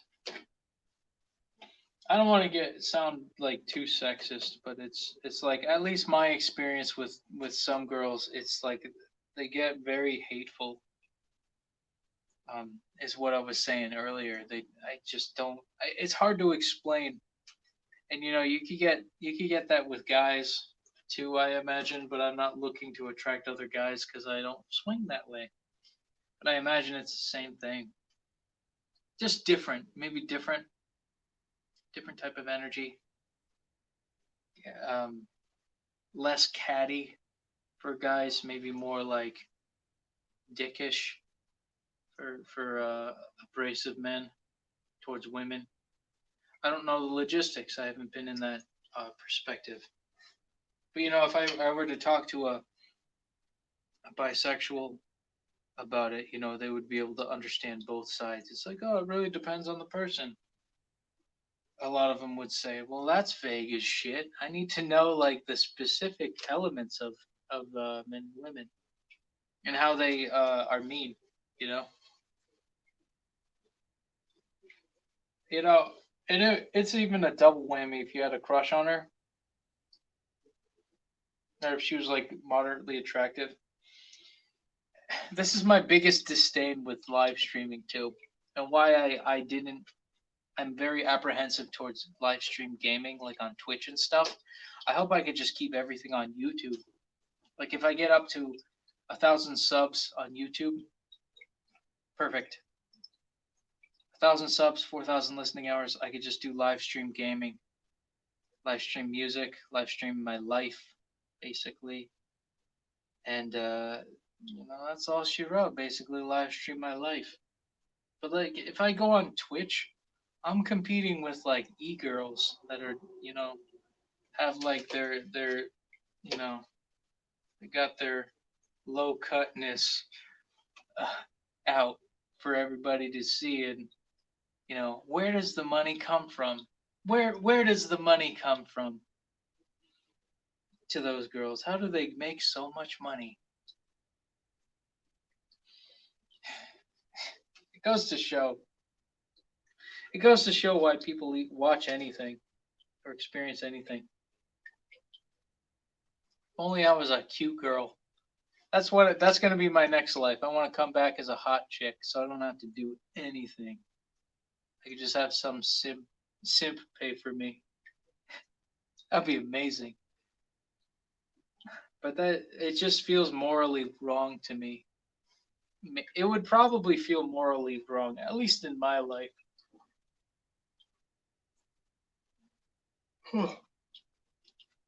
There's plenty of e-girls that are cute. That just all they have to do is be cute.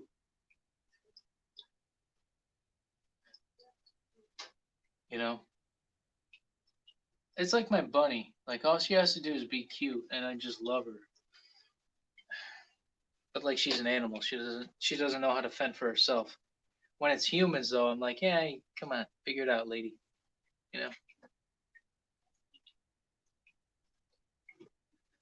Yeah.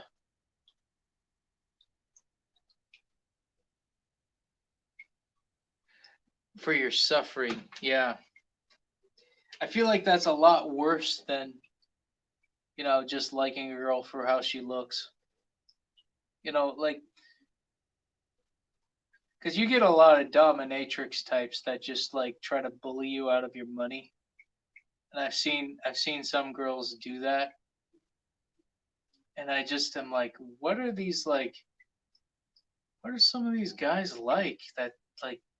I mean, I understand there's a lot more submissive guys now, but like, Jesus, what happened? What the hell happened to these guys to completely, basically, just destroy them? It's probably something with the food, microplastics in the water or something. It definitely does affect hormone output for both men and women. Microplastics in the water, it's something to look into. That's why I don't drink out of. Like, you gotta get BPA free everything. Drink out of stainless steel if you can. That's probably the best you can do for avoiding microplastics.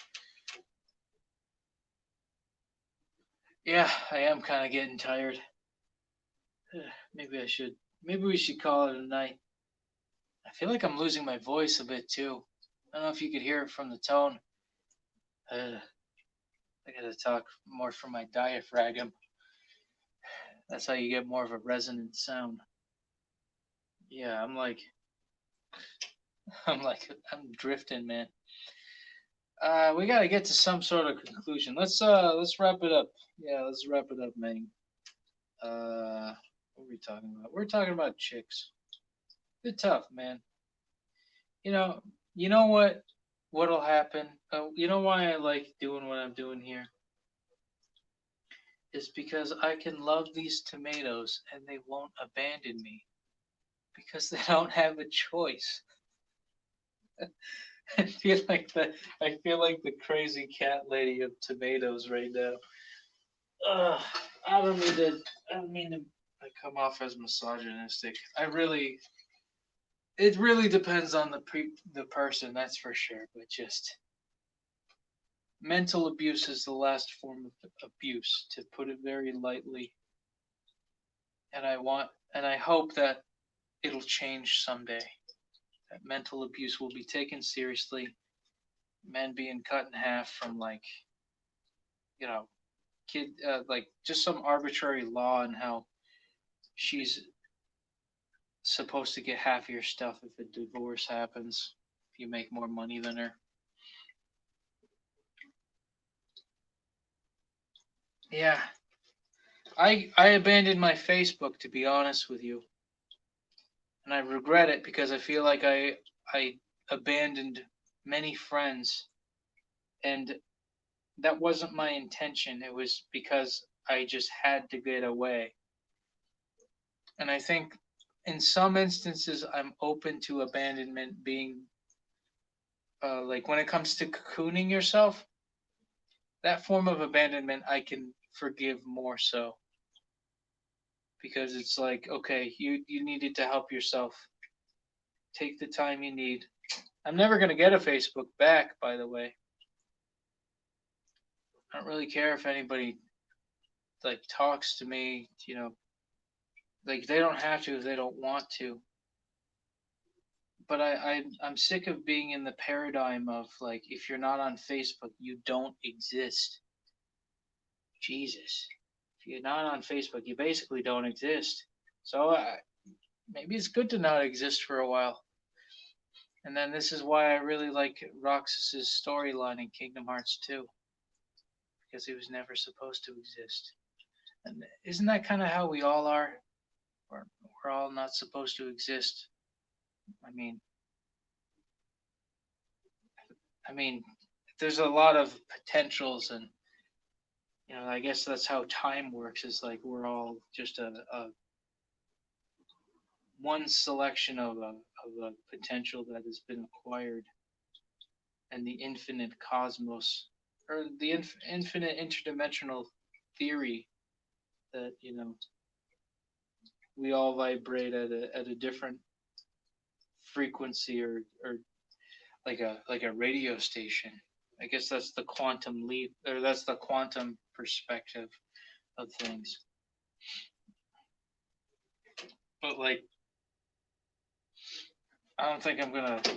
I don't think I'm gonna get Facebook again. I want to reconnect with those people though.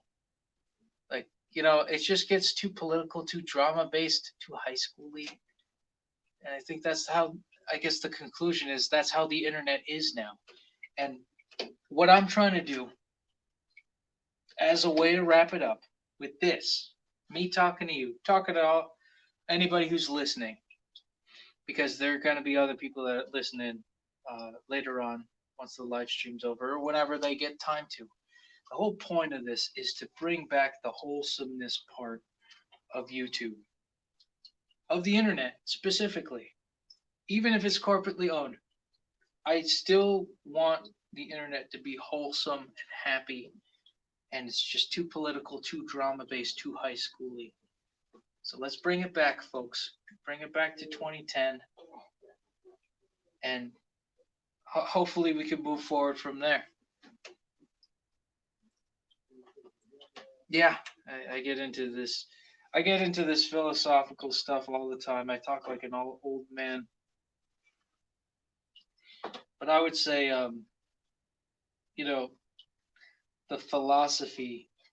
Um, I guess the whole quantum, the quantum leap forward and all the different potentials when it comes to time and interdimensional gobbledygook. It sounds cool. It sounds like very sci-fi oriented.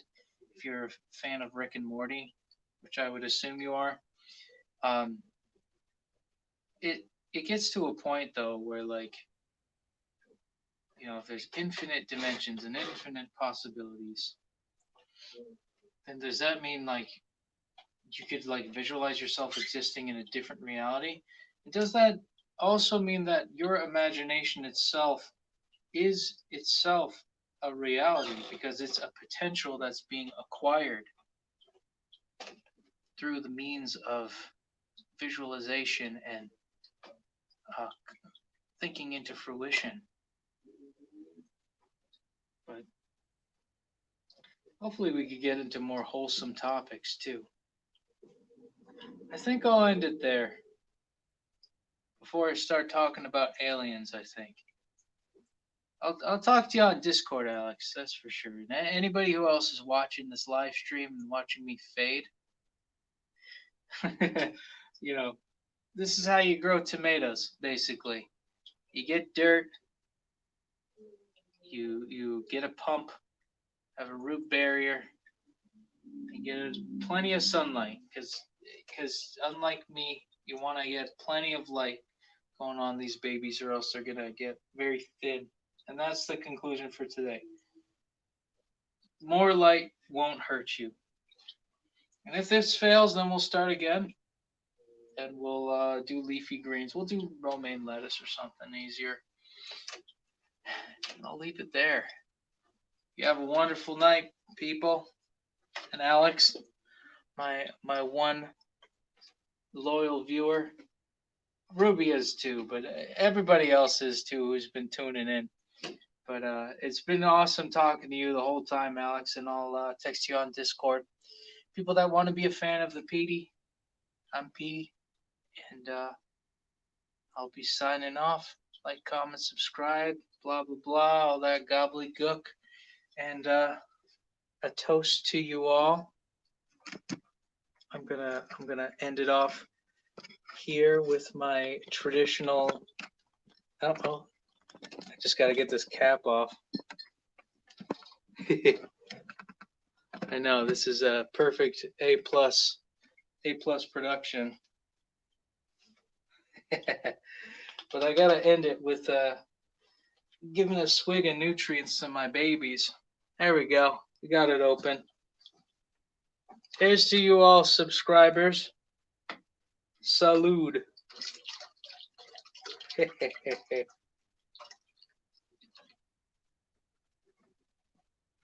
All right, see you guys next week. Week 4 is now complete. See you on week 5. Take care.